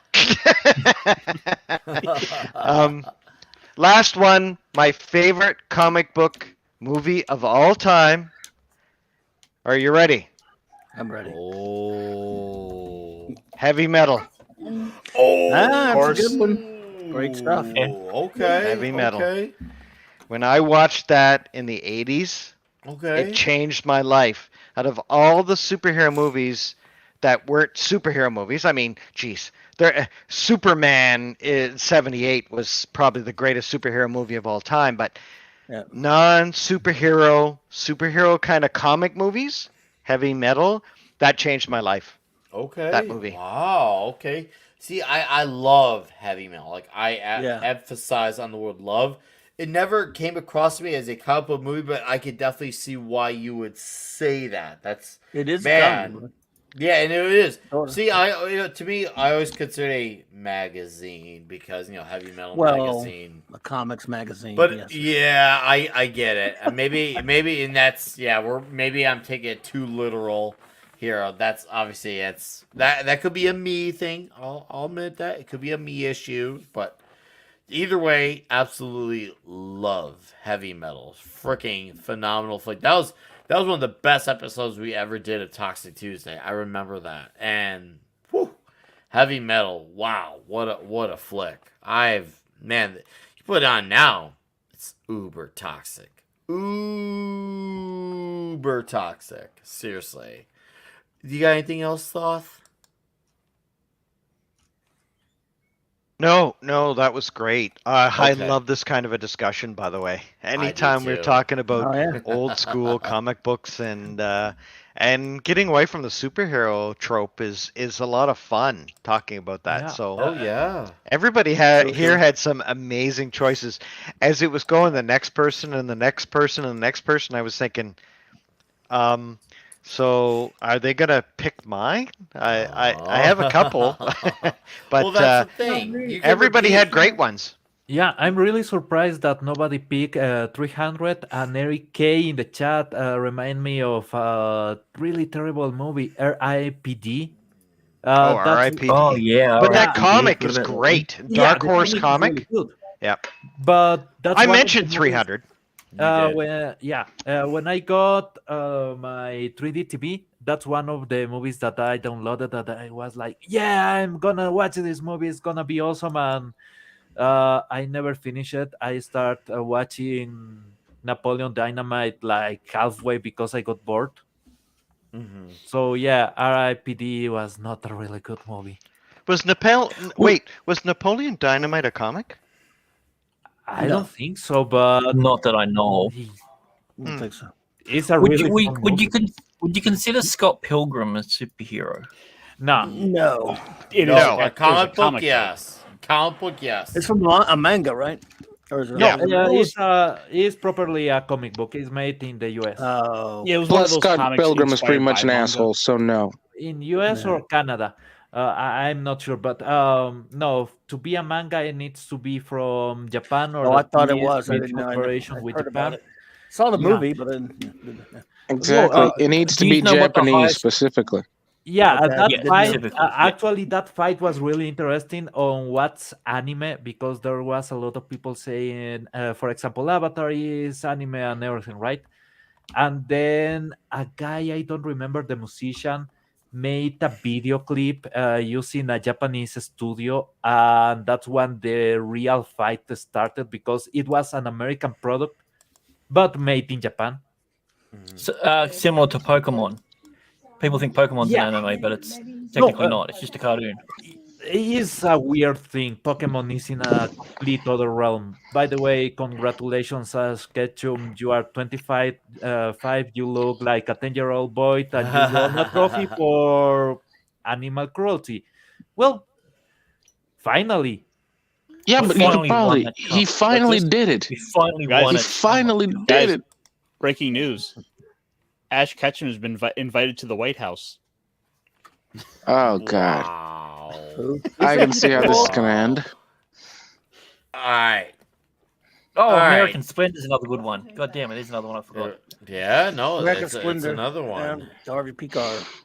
All right, so Tracy. Thoth, do you got anything else you got besides Ash Ketchum at the White House? I know it wasn't you literally, but No, that's great, man. That's All right. perfect.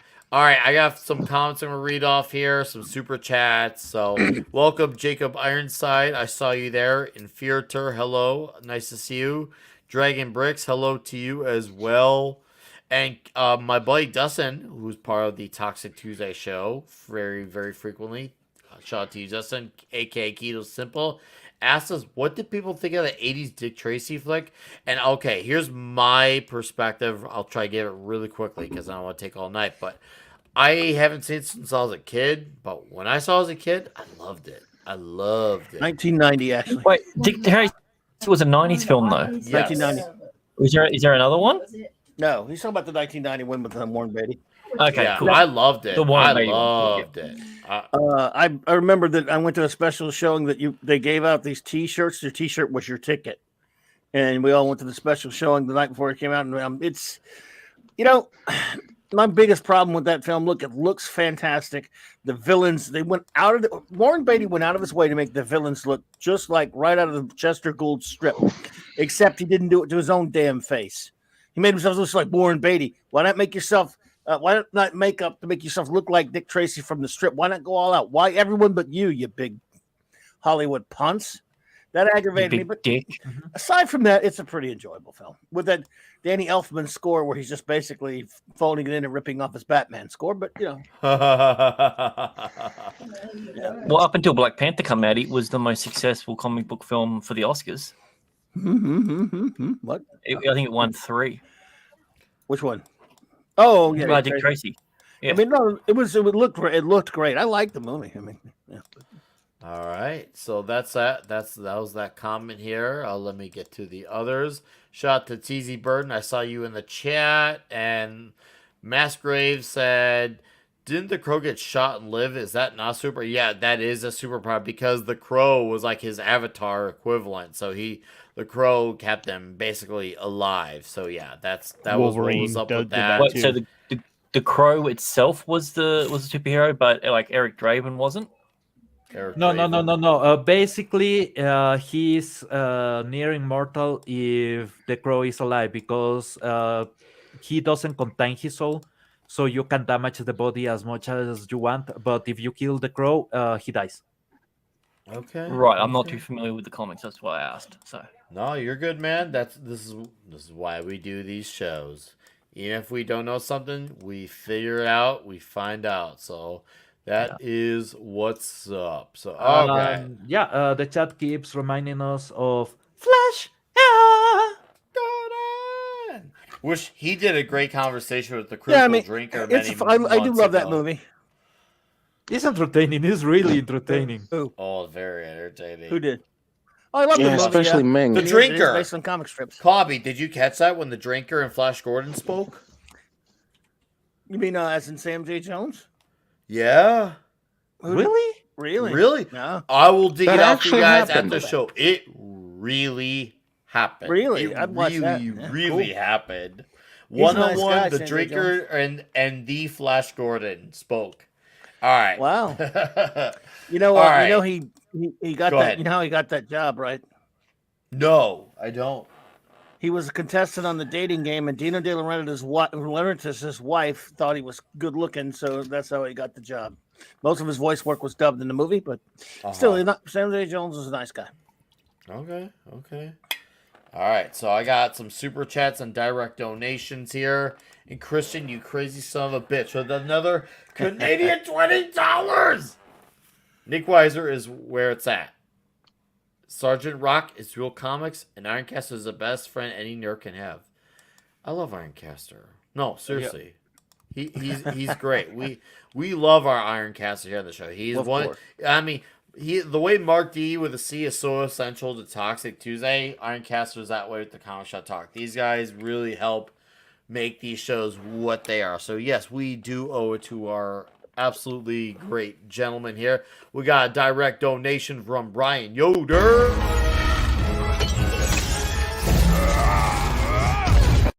And he comes in hot for $25. Says, episode number 100. Nick's LMD reveals that Nick was summoned to battle Deep Dish, parentheses, an evil city-sized Hawaiian pizza. Nick was defeated, leaving the LMD to carry on. And number 125 is revealed that he survived, but it is a shame that he ate pineapple pizza. Oh, that is a hilarious direct donation comment. Brian, thank you for $25, and thank you for your endlessly continued support for the show. Love when you can hang out and just contribute, whether it's seriously, not just on the direct donor level, but just what you're saying in the comments. Seriously, sir, thank you. Hopefully you're having a good Friday night, and cheers to you. And my guy Christian Dorn with a Canadian $2 says, "Hey Nick, thanks for doing some things, dude." Christian, thank you, dude. You have gone above and beyond for tonight. And another Canadian vibe, Sergeant Rock rocks. Thanks, Clubby. Thank you, Christian. Thank you. Seriously, you are a wild one tonight, and I love it. And yes, Dart Scipio. My pleasure, sir. Flash Gordon absolutely counts. And my guy, Philbo Baggins, here with a direct donation.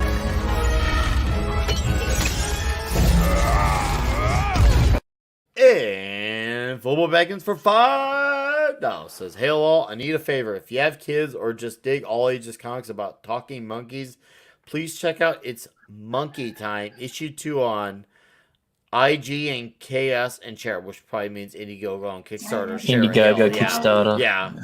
So yes, Philbo, I will absolutely why don't you shoot me on Twitter the links, and I will gladly post them in the chat. If you even want to make a post where you tag us, either way, we'll post it in the chat so people can see what you got as far as your work. So yeah, thank you for $5, and I have no problem at all promoting the stuff on here, and I will do when my solo show comes back, because we're taking a week off for Thanksgiving. Thank you, Grant. We will definitely promote it on the morning show as well. So all right, so my guy Philbo Baggins here, right here, Philbo Baggins, link to Monkey Time. All right, guys, here you go in the chat. Thank you guys once again. 30 of you still here, still hanging out, still sticking around. That's the direct link right there, guys. All right, copy, paste. You know the song and dance. You know the whole ordeal. So, all right. It was that one. And we got another direct dono here. You guys are going nuts tonight. You guys are nuts. Hey, Lisa. There's Lisa. No, thank you. Seriously. Lisa, Turk Longwell, Philbo. Thank you guys. You guys help make this Friday night as fun and as enjoyable as it is. We'll even do another cheersing after this direct donor.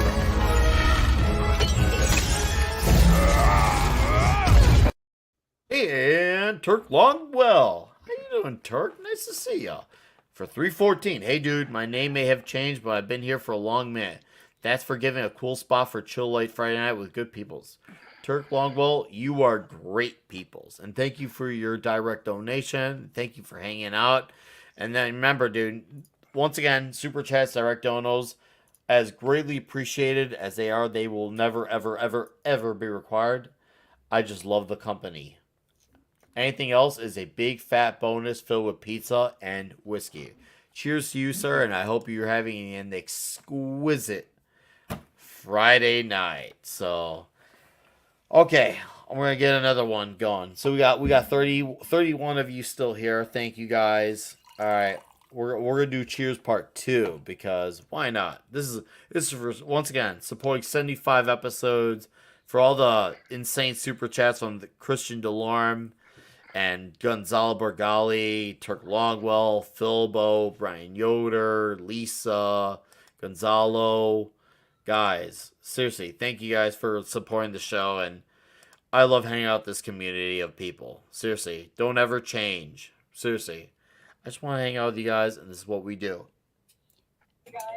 Cheers. I'll drink to that. I just did. Woo! I feel like Ric Flair, like woo type of spiel. So okay, that's right. Oh yeah, brother. Oh yeah.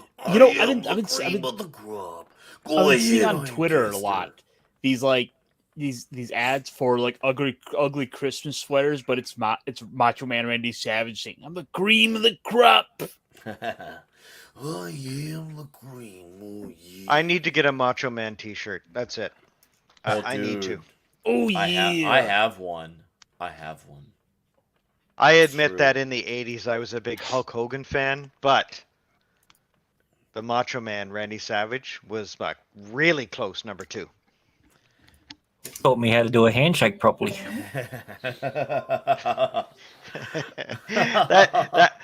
That's the first time in days I've laughed. That actually made me laugh, Mr. Greg Gregory, because you're absolutely right.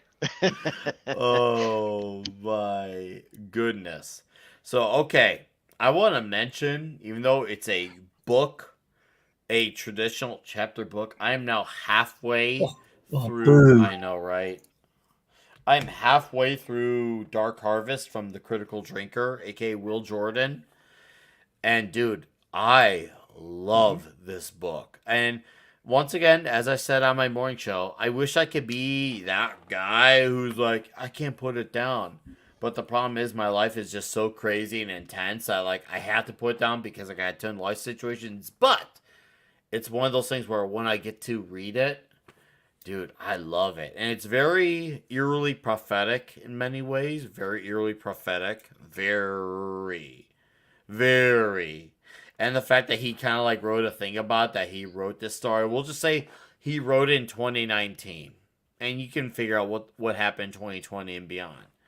Very prophetic. But dude, it's super entertaining. Very super suspenseful. And it's a thriller story. I feel like it's like, imagine if like 28 Days Later or Dawn of the Dead was a thriller movie instead of a horror. It's more about the suspense and the thrills rather than about the scares. So, and it concerns we'll just say keywords, viral outbreak.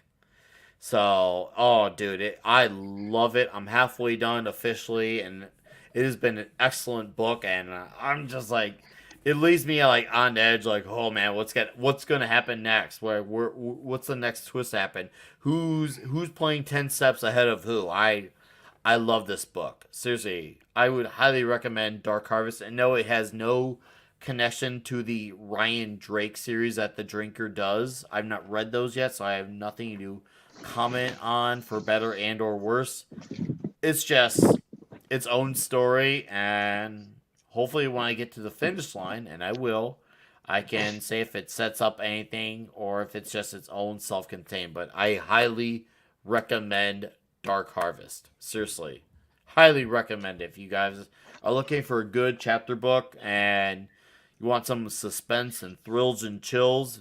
Dark Harvest is the way to go as far as what I've been reading chapter book wise. I did notice also I did catch wind of a DC book while I was getting my dual power bomb called Stargirl: The Lost Children. So this is a mystery tale right here. This is by Jeff Johns because obviously the character is based off his sister Courtney. I did see this. I'm like, you know what? I'm gonna go for it because it's Jeff Johns.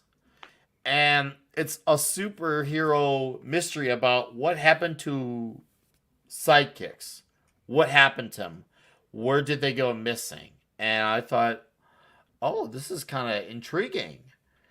And the fact that her and Courtney and Red Arrow had to basically sneak out of the house because, teenagers. They're like, oh, we better make sure we come home before our parents find out we're out. But because she would go through these old newspaper articles, like, hey, what happened to this hero? What happened to that hero? What's going on here?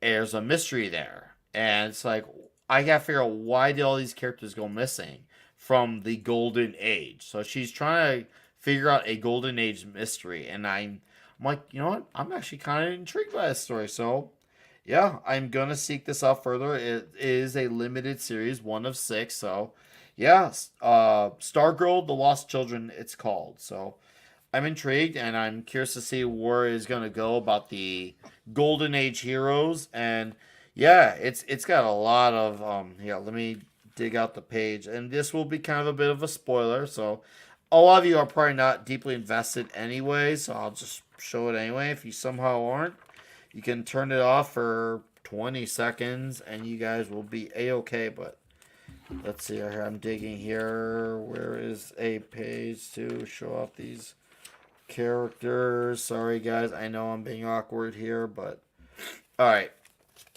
Let me see. All right, show us here. I apologize for showing that, but you can see there's that whole newspaper thing, the conspiracy of all these characters. They were going mystery. They're saying they're dying, and they're well. It's like, hey, where are these characters, and how come they're just gone like that? And it starts off with these two characters at the beginning as well.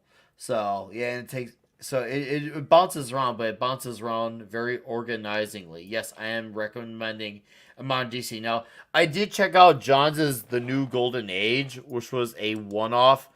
Honestly, I was not wild about it. I was not. Not. I was not. It wasn't even a bad book, but I don't like it.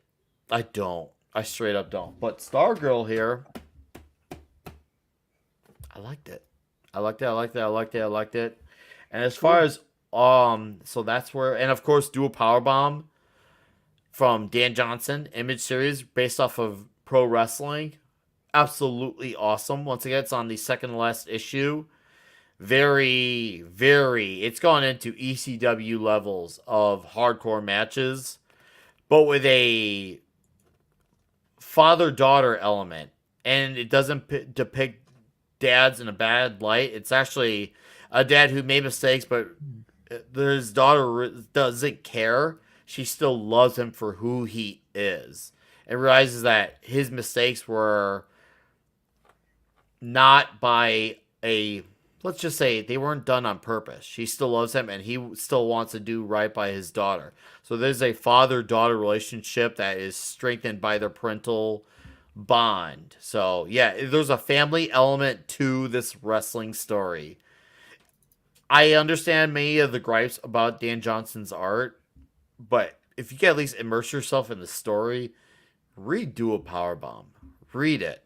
Dude, it really takes you into the element of wrestling. The announcers remind me of Jim Ross and Jerry Lawler during the Attitude Era. The moves are super intense, and he gives his wrestlers their own specific original finishing moves. And you have some characters who also are like homages to like a Brock Lesnar type of character as well. And the atmosphere, the environment, it makes you feel like you're at WrestleMania or the Royal Rumble or King of the Ring. So I would highly recommend Dual Powerbomb as well. So that is where I'm at as well with comic recommendations. That's a 7-issue miniseries only, is it? 7-issue miniseries. Yes, it's on 6 issues right now, and yeah, I just got the first one. Just saying. Good. Let me know what you think, Grant. We'll have to talk about it. And before I pass it off to someone, Fenrir has to go. Yeah, certain events coming up. I got things to deal with. Life's full of chaos. So I'm just trying to keep it all up together as much as I can. So I gotta bounce, boys. I'm sorry. Maybe next week I could stay with you guys up till the end, but I got good, things to do, dude. You're good, dude. Thanks for hanging out, Fenrir. Thanks. I always enjoy hanging out with you guys. And Thought, it's great to have you back, brother. Really missed your source and all this, man. It's good to have you back. I hope next week you're still here. I will always be here, Fenrir. Good to know. Good to know. It's good to see you, bro, and take care of yourself, man. Same thing, man. Same thing. Okay, then you guys all know the drill. You know where to find me. You know where to follow me. And remember, I deserve everything without much of work. I'm black. I deserve it. I deserve it without doing shit. Give it to me.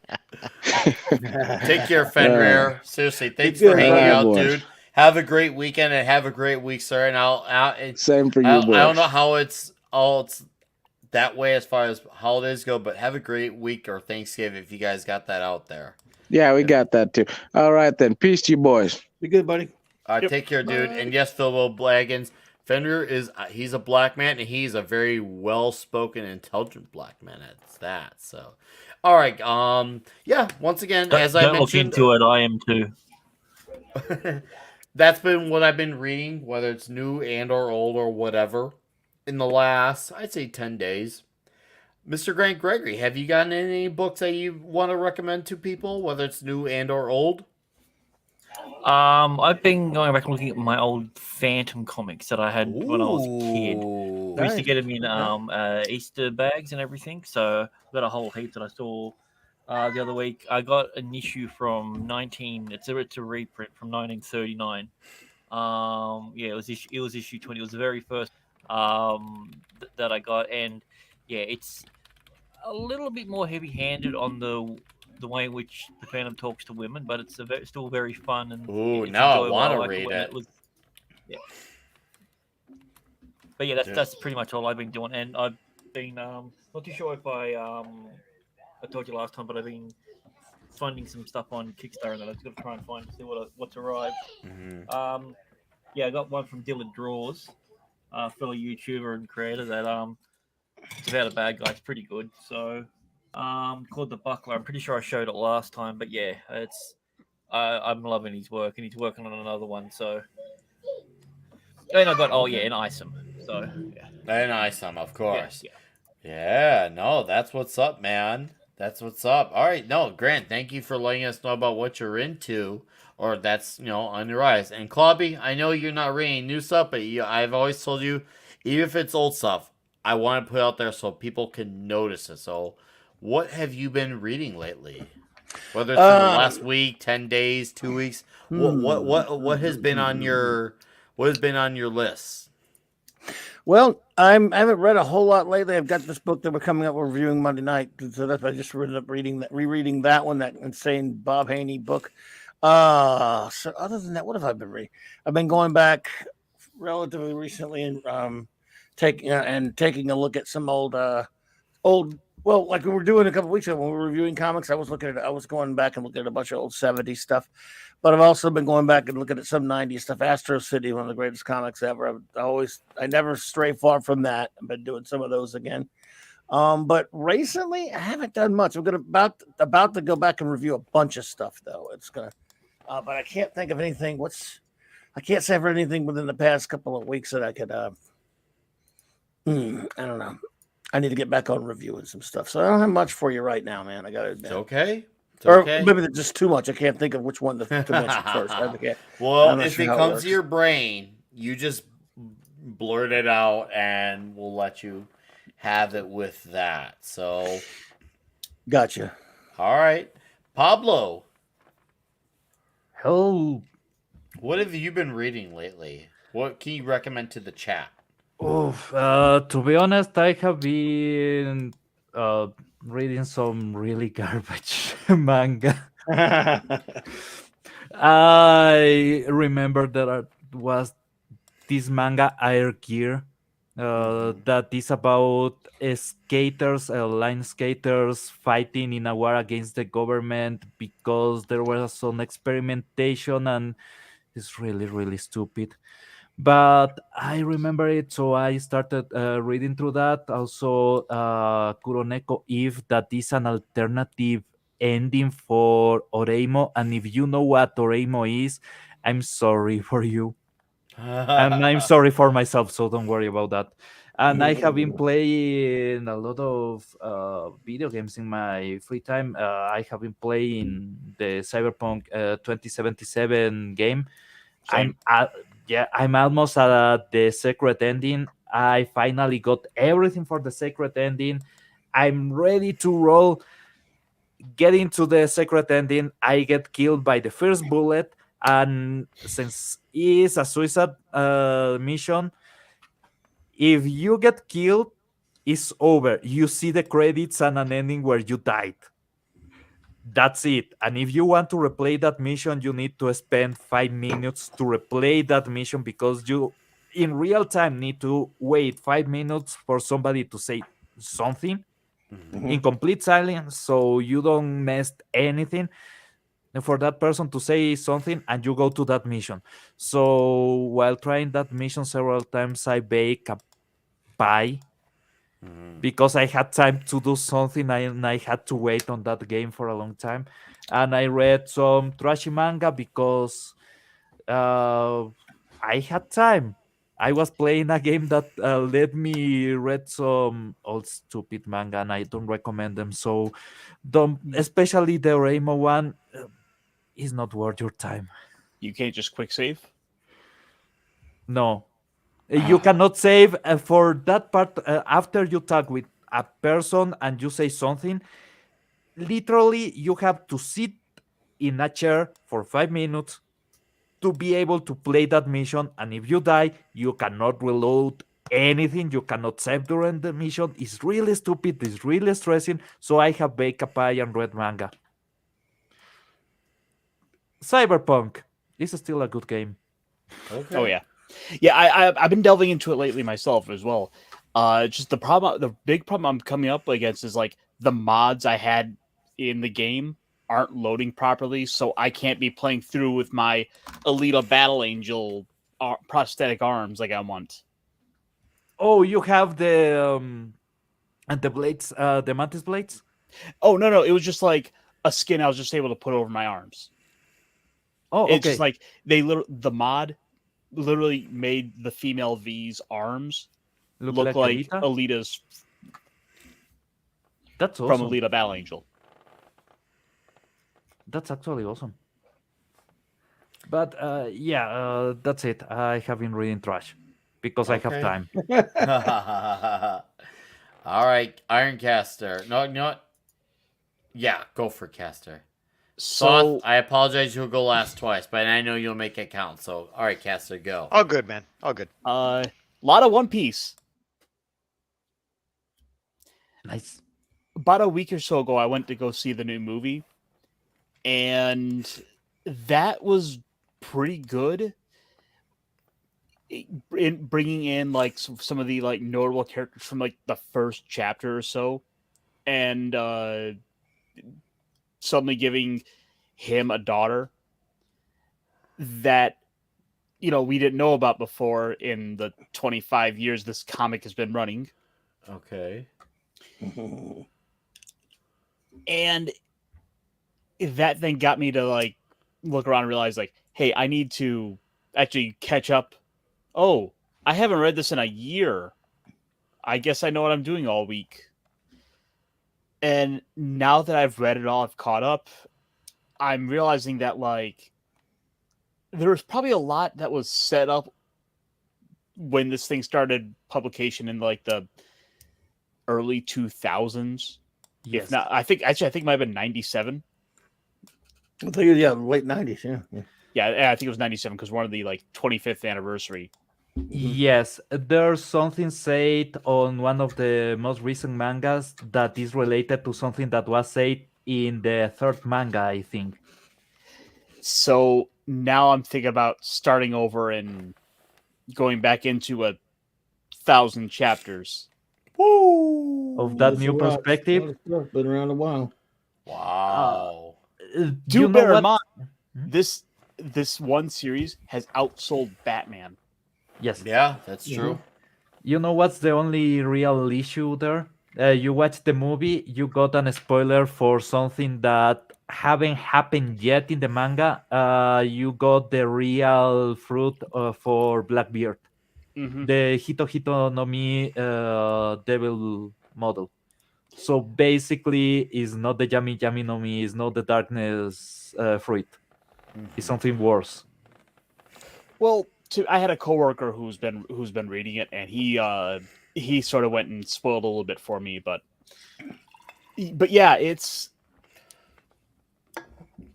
kind of got me wanting to go and delve into start this over again and kind of revisit those early chapters, just because like there's something with One Piece about just when they hit those when they really pluck at those heartstrings and hit you with the emotion, it really resonates. Yes, you have the most strong-willed characters who would rather die than ask for help, finally breaking down in tears, like finally looking over to the hero saying, "I need your help."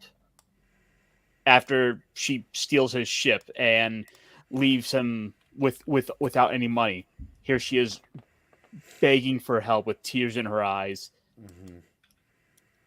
He doesn't say anything. The hatch is down over his face. You get the clenched fist. I'm gonna go fucking punch in that guy who's been harassing your entire village. When, like I said, there's something so satisfying about getting just getting those really excellent bits of Mhm. story.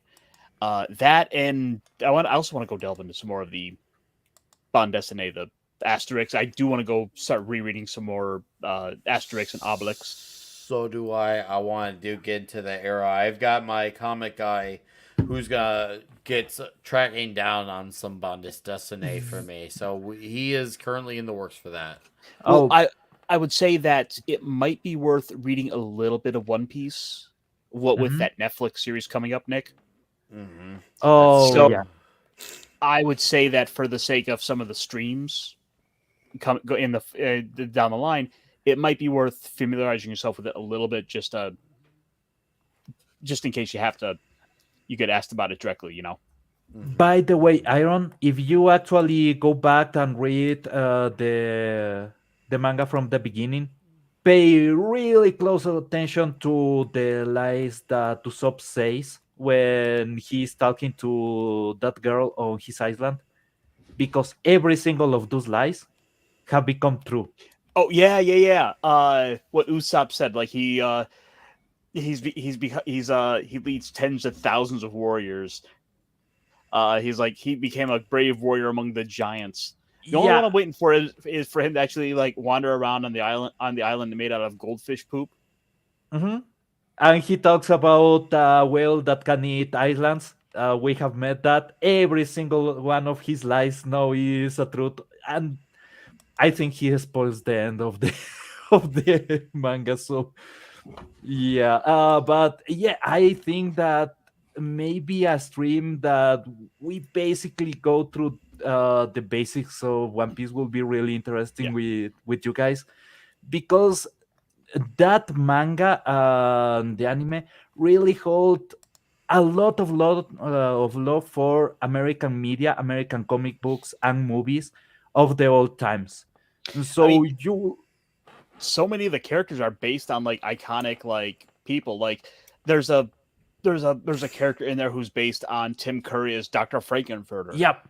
Hold on, guys. Hey, Raymond, I don't see anything you did wrong in the chat. I'm looking around. I don't see anything you did wrong.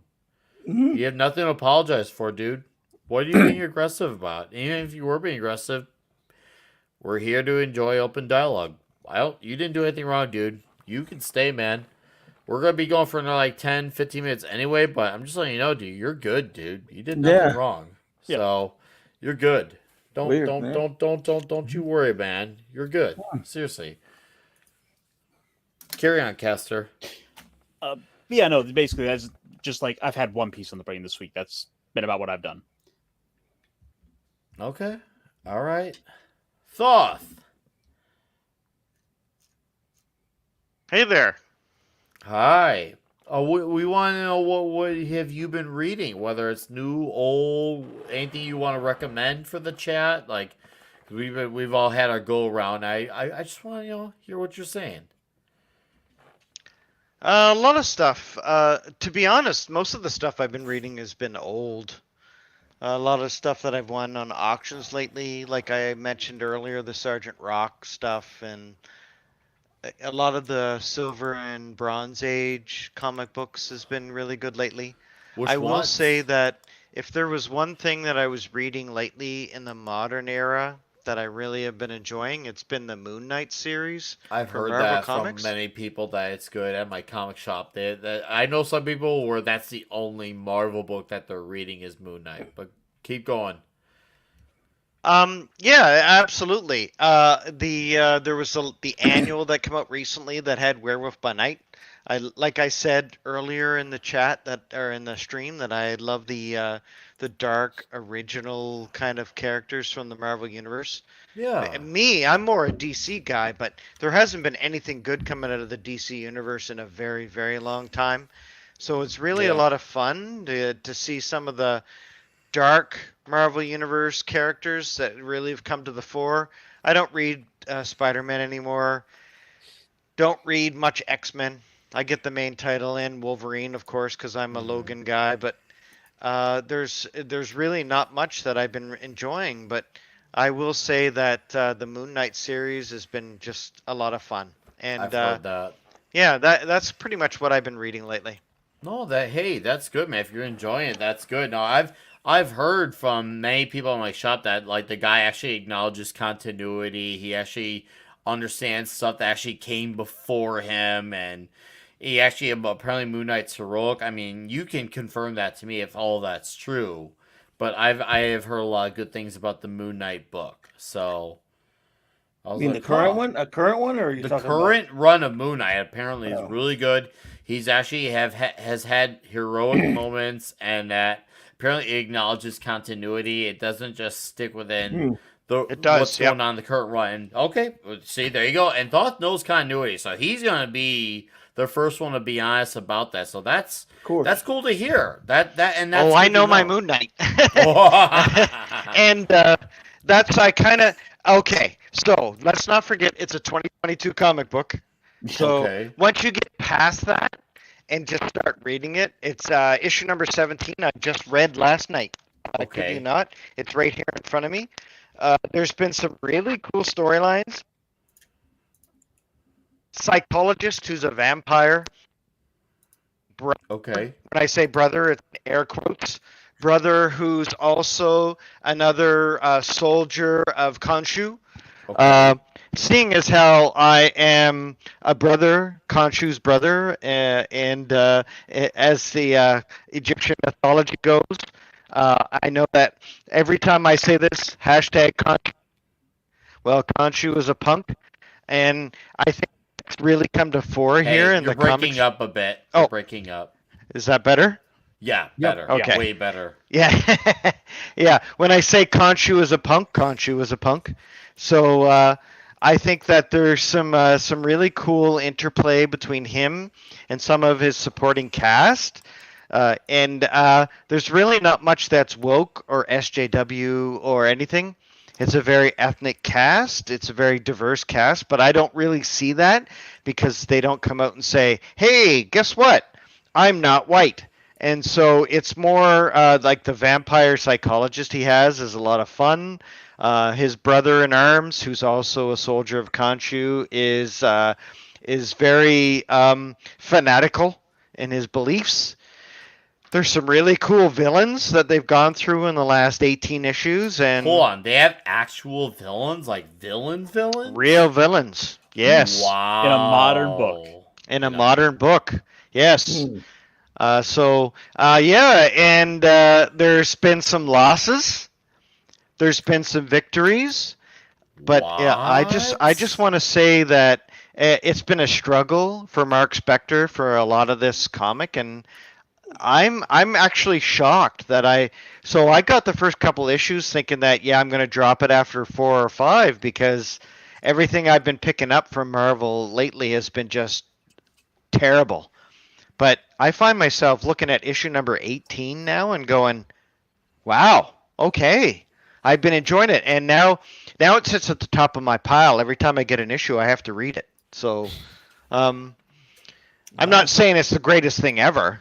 Yeah, but it sounds like you're enjoying the hell 8 out out of of 10. it, though. Yeah, 8 out of 10. Dude, 8 out of 10's a good rating. That's a recommend, Yeah. in my opinion. It's a That's recommend. Wow. Hey. See? That's what I like to hear, guys. That's what I like to hear. Nice. He's recommending Moon Knight. Awesome. I love it. I freaking love it. All right. We got a few comments here to read off. Deary said, I've enjoyed Astro City. Tarnished Angle is the first I picked up. Great cover. Yes. Oh, it was a great book. And then Vince said earlier, is it bad that I only know the Phantom from the Billy Zane movie and Defenders of the Earth? No, it's not. Because, you know what? I was that guy, too. And Dark Scipio asked Clawby, are you old enough to remember Gigantor and Phantasmagorical anime of the 1960s? Gigantor, the Space Age robot. Oh, yeah. Yes, sir. There's your answer. I just remember Scipio. Gigantor. Gigantor. And my guy Raymond Sir. Stanley here coming in with a direct donation.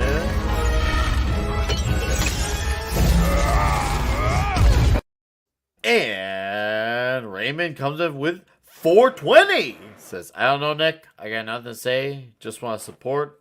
I guess my amount is the message. Well, thank you, Raymond, for the 420. I do greatly appreciate it. And once again, cheers to you, sir. Thank you for the 420, and I'm glad you could be hanging out with us on this Friday evening. And then he sends in a traditional super chat for $2. Says the Joker's the best character. Changed my mind. Well, I don't feel that way personally. I do enjoy the character. I think, and it's not the character's fault that I disagree with, because I think he's a brilliant character, and I'd say even fantastic character. I feel like he and Batman are like DC's Deadpool, where they are just overkilling them both to the highest degree Overused, yeah. possible. Oversaturation. That's like it's yeah. Thank you for coming with better words. That it's, I guess you could say, it's kind of like tarnishing my neediness to want to read either of those two characters. So it's one of those things where I know I'm going to come back to it eventually one day, and I'm like, man, this story with the Joker is great. This story with Batman is great. I'll get there. I'm going to get to that point where I say those things. I'll admit it. But it's one of those things where I blame the companies. It's not the idea of the character or the fans. It's just, holy crap, are we bloated with those two characters? Yeah. Yeah, we're just so bloated with those two. It's just like, all right, guys. It's kind of like the whole. It's like a relationship that's like, I see you too much. I like you, but I see you way too much that I get sick of you. We need to like have a little bit of some space here. And as far as my relationship, as far as comics go with Batman Joker, we're seeing other people. I'm seeing other comics, and they're being seen by other eyes. But one day the stars will align, and the honeymoon will be back on, because, well, that's just how the cookie crumbles. But Yeah, seriously, Raymond, thank you for your support with the direct on the super chat. Pablo, go ahead and have at it. that happens from time to time, especially if you love a character really, really much, and then something really shitty happens. That happened to me with Spider-Man for a long time. After One More Day, I was like, I even that was the time when I started buying comic books on physical. I stopped immediately because it was like, yeah, I don't know. But then I got back to the PS4 game. The PS4 game was a blast for me. And I got some new stuff for Spider-Man. Even the Spider-Verse movie, I like it. So I was like, yeah, I am back into a role with the Spider-Man. I'm just not consuming the comics, but there's other media that actually is really good, and I have had that with Batman from time to time. I think the Joker really needs a good writer. There's few writers that actually can nail the Joker. Batman is a bit more easy to handle, but the Joker is that kind of madness that if you cannot understand what crazy really is, you will make him look just like an asshole or like a petty criminal, not like somebody that wants to create chaos.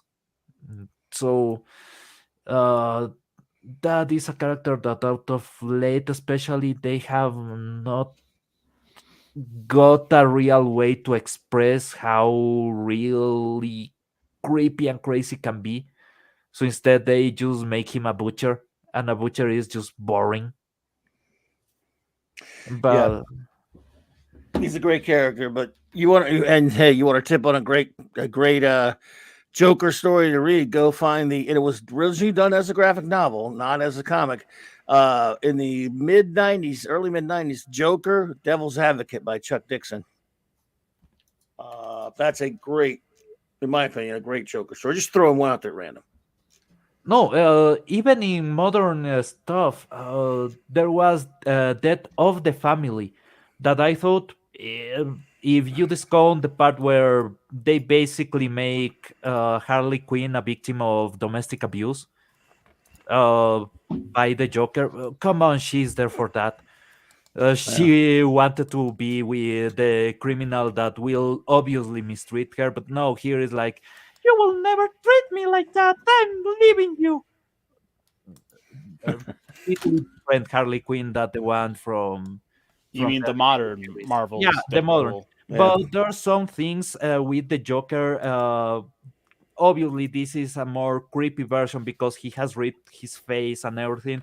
But Yeah, instead, it's they not no go to Joker. that moment when the Joker actually met the Batcave.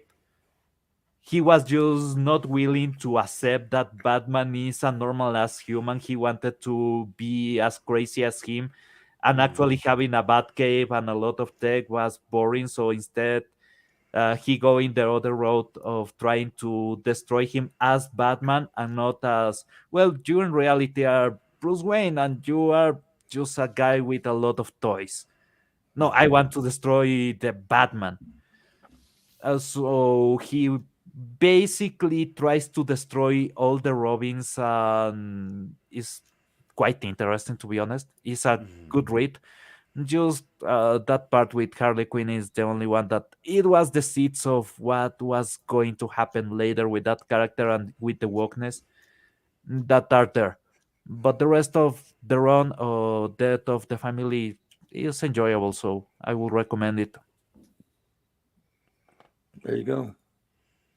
Okay. There you go. That was nice to hear. Pablo, hell yeah, dude. Holy shit. Well, guys, all good things eventually must come to an end. But once again, you always leave the people wanting more. And we still have 30 of you in here.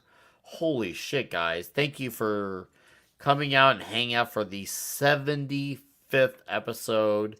Obviously, we'll be here next Friday night for the 76th episode, aka the Black Friday edition. Maybe we could recommend some stories for the season. Ooh, some gifts you want to give, comic stories. Give the gift of comic goodness. We'll do that. We'll entertain some stories, some trades to But do. Nick, I don't know any good Thanksgiving comics. Wait, there's a lot. And we got Well, here then you'll have to recommend some. great comic. Oh, there's some comment Christmas here. comics. Yeah. We'll go. Oh, we'll, shit. no, we'll do that Christmas season. comics. We will do Christmas comics. We will talk about that after the show. I've got Check an out idea. Battle Brick Road by Eric Weathers, the letter of Isom. I will, Brandon Spicer. And I've never seen you here in the chat before, but thank you for dropping in. I will remember that, and a pleasure to meet you, sir. Thank you very, very much. But guys, seriously, thank you so much for the super chats, the direct donations, Christian. Wherever you are out there, thank you very much, man. You are a super generous motherfucker, as are Raymond Stanley, Turk Longwell, Philbo Baggins, Brian Yoder, Mr. Grant Gregory, I said Lisa, Gonzalo Bergali. Seriously, Caballero. this is what we do. We're here to have a good time and forget about the bullshit for 2 hours, 2.5 hours. We'll be back next week, 76. We'll recommend some Christmas gifts, and yes, we will do a Christmas show on some comics. The boys and I are going to discuss that shortly, but seriously, thank you for supporting 75 episodes of this. I am so thankful that this show started off as this little thing that me and Pablo started with literally nobody listening, and then we almost hit 40 tonight. Like, awesome. Holy hell. What happened from then to now? It's crazy. But seriously, I'm very, very thankful for the support and for the people who just hang out in the chat. D-Bud, Darth Scipio, Shawnee Step, like Vince Womack, frequent supporters. Like, there's so many frequent supporters. I love it even when you guys just hang out. I love that. It's a Friday night. This is me connecting with all of you, and it's something that this is a gift that keeps on giving. For some of you, I may not see a lot of you until after Thanksgiving, so you all have a great Thanksgiving. Seriously. You'll find me on Midnight's Edge After Dark, yelling at park cars with Comics Division. I will finally go back to having some videos out next week. Yes, I will. I took a few weeks off from videos just because there's been a lack of inspiration. I want to make sure the videos come when the influence is there. But there will be videos again next week. Toxic Tuesday will be doing Goldfinger as well. James Bond 007. Cool. That's going to be great. Love it. And TZ Bird for $10 says, Toy Fun. You crazy man. Thank you so much, sir. That's what I got coming up on my side of the aisle here. I'm going to let these gentlemen plug in their channels as we get out of here. And I know some of them don't, but I want them to have their last words. And chat, seriously, mods, chat, thank you guys so much for supporting the Comic Shop Talk on Friday night. And let us do this for another several hundred episodes more. And until then, Lord Thoth, your final words, sir.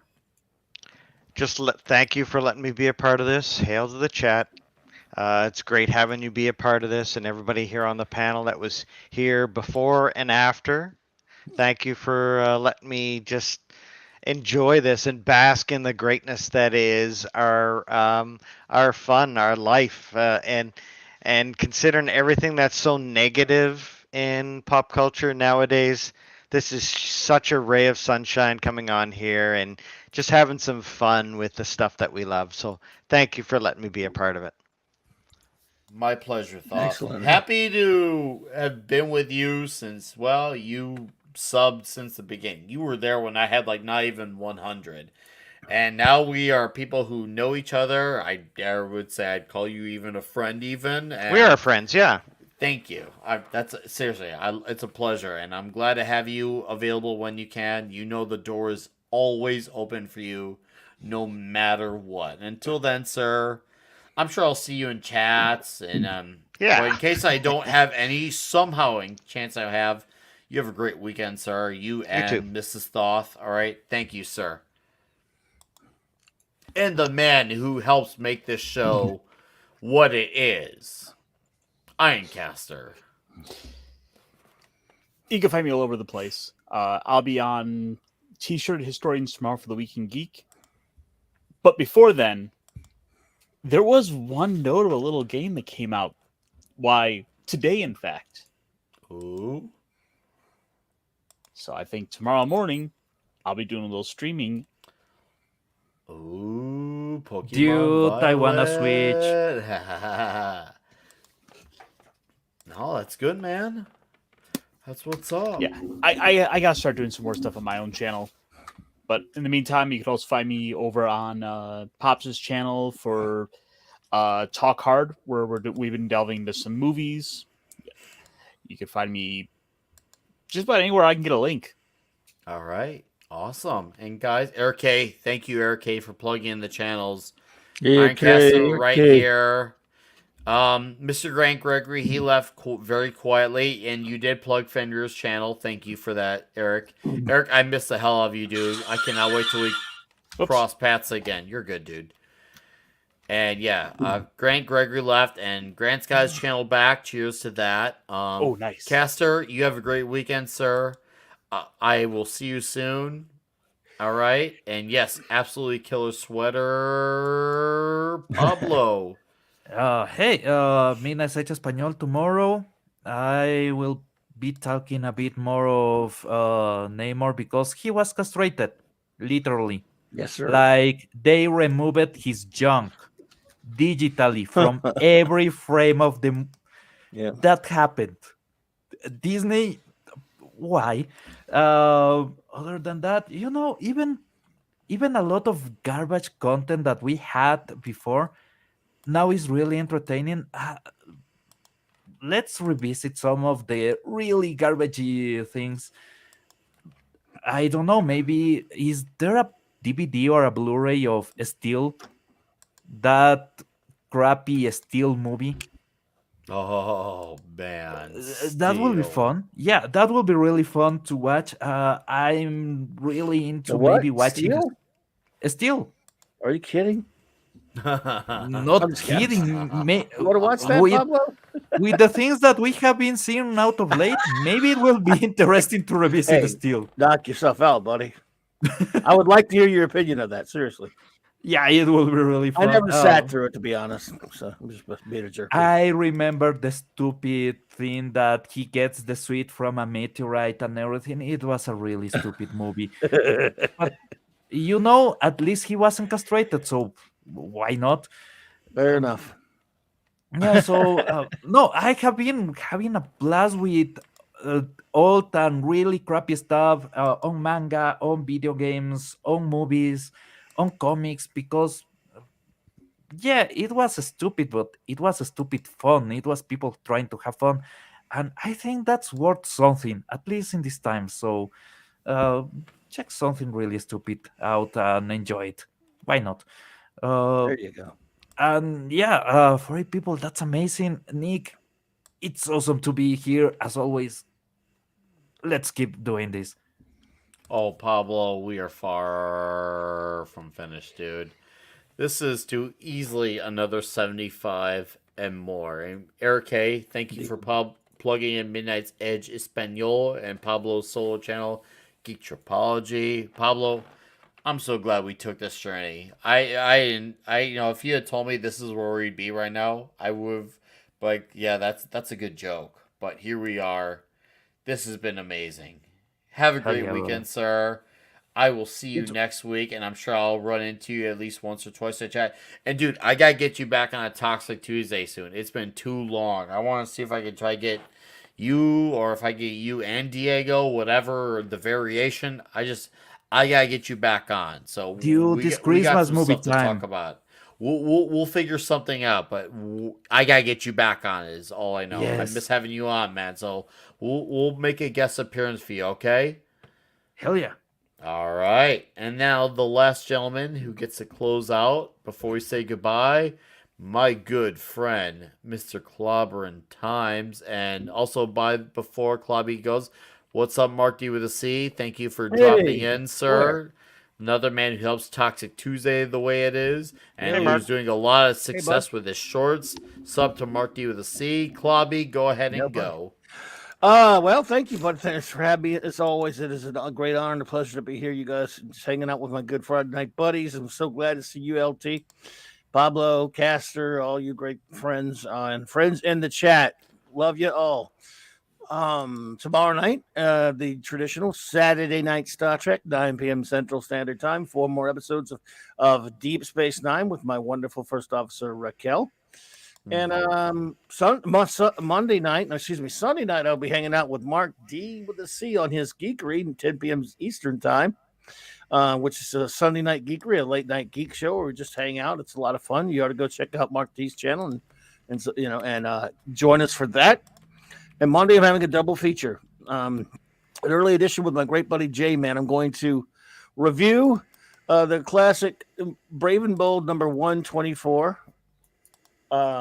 It's the craziest comic you're ever going to read. It's absolutely insane, by the great Bob Haney. And then a couple hours later, I'll do a special. I'll just do an open geek comics talk show, and then finally Wednesday night, which is the 59th anniversary of the beloved, unfortunately deceased TV series classic Doctor Who. I will be doing a Doctor Who celebration stream, ranking all 12 of the introductory Doctor episodes that introduce a new Doctor.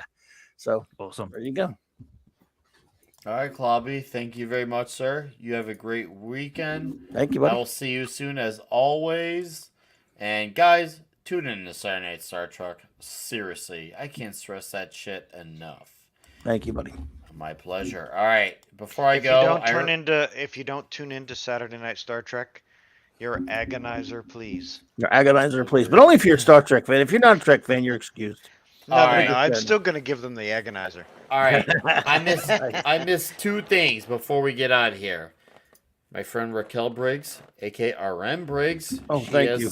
Science Fiction Tales. I promoted yesterday on the morning show, but I'm gonna do it again because she not only does have the digital, which we all know her for, but she has hardcover and physical. And the Great Hungry Boy did the cover. Guys, yes. Once again, if we want to have new stories out there, you gotta put your money where your mouth is and show that you want it. She's trying to deliver something. She's trying to deliver something fresh, and she comes from a place of knowledge, sophistication, and just absolute class. So please, go take a look at that link and see what's up. All right? Please. It's the least you can do for not just me, for her. I consider what she's going for Iron Age material. And Thanks, that buddy. is that. Oh, dude, of course. And no, she does not know I did this. I just decided to do that on my own limb. Well, So I will tell her, and she will appreciate it very much. She said Gilded. somebody actually bought a couple copies and put some Good. and showed pictures. Good, Already. as they should, because I'll be getting my copy next week.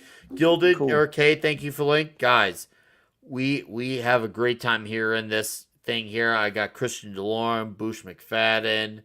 We got Xenomorph, Decepticon King, like Ironcaster as well, Diesel, Vince Womack. They hang out there, and I try to just drop in, of course. A lot of great stuff happens there. A lot of fun we have. Lisa. I would love for Lisa to join the Gilded community. If she wants to, though. But she's got to want to, though. So if she wants to, she's welcome there. It's a fun community. Good to see you. Yes, and Fearder. You take care. What else I gotta say about Guild? Oh, we have video chats too. We do. I'm gonna try to see if I can. And Chernobyl, I see you there. You didn't count the entire time. Otherwise, I would have said your name. But yes, shout out to Chernobyl. That's what's up. Chernobyl, huge. CZ, he's part of Gilded as well. Seriously, come hang out in Gilded, guys. I try to at least see if I could do a once a week random just private chat with you guys just to get to know you all, just to see what your lives are like. I like to see the voices behind the avatars, except for Vince. We protect Vince Womack because we love Vince here. But Lisa right here is Gilded. It's like Discord, but without the draconian big tech BS, super vague terms and conditions. Very similar like that. So that's the link to Gilded right here. Please come hang out. It's a fun community, and we got guys like Vince Womack who will keep everyone company. So, anyways, this is goodbye. Good fight. Happy weekend. Happy week.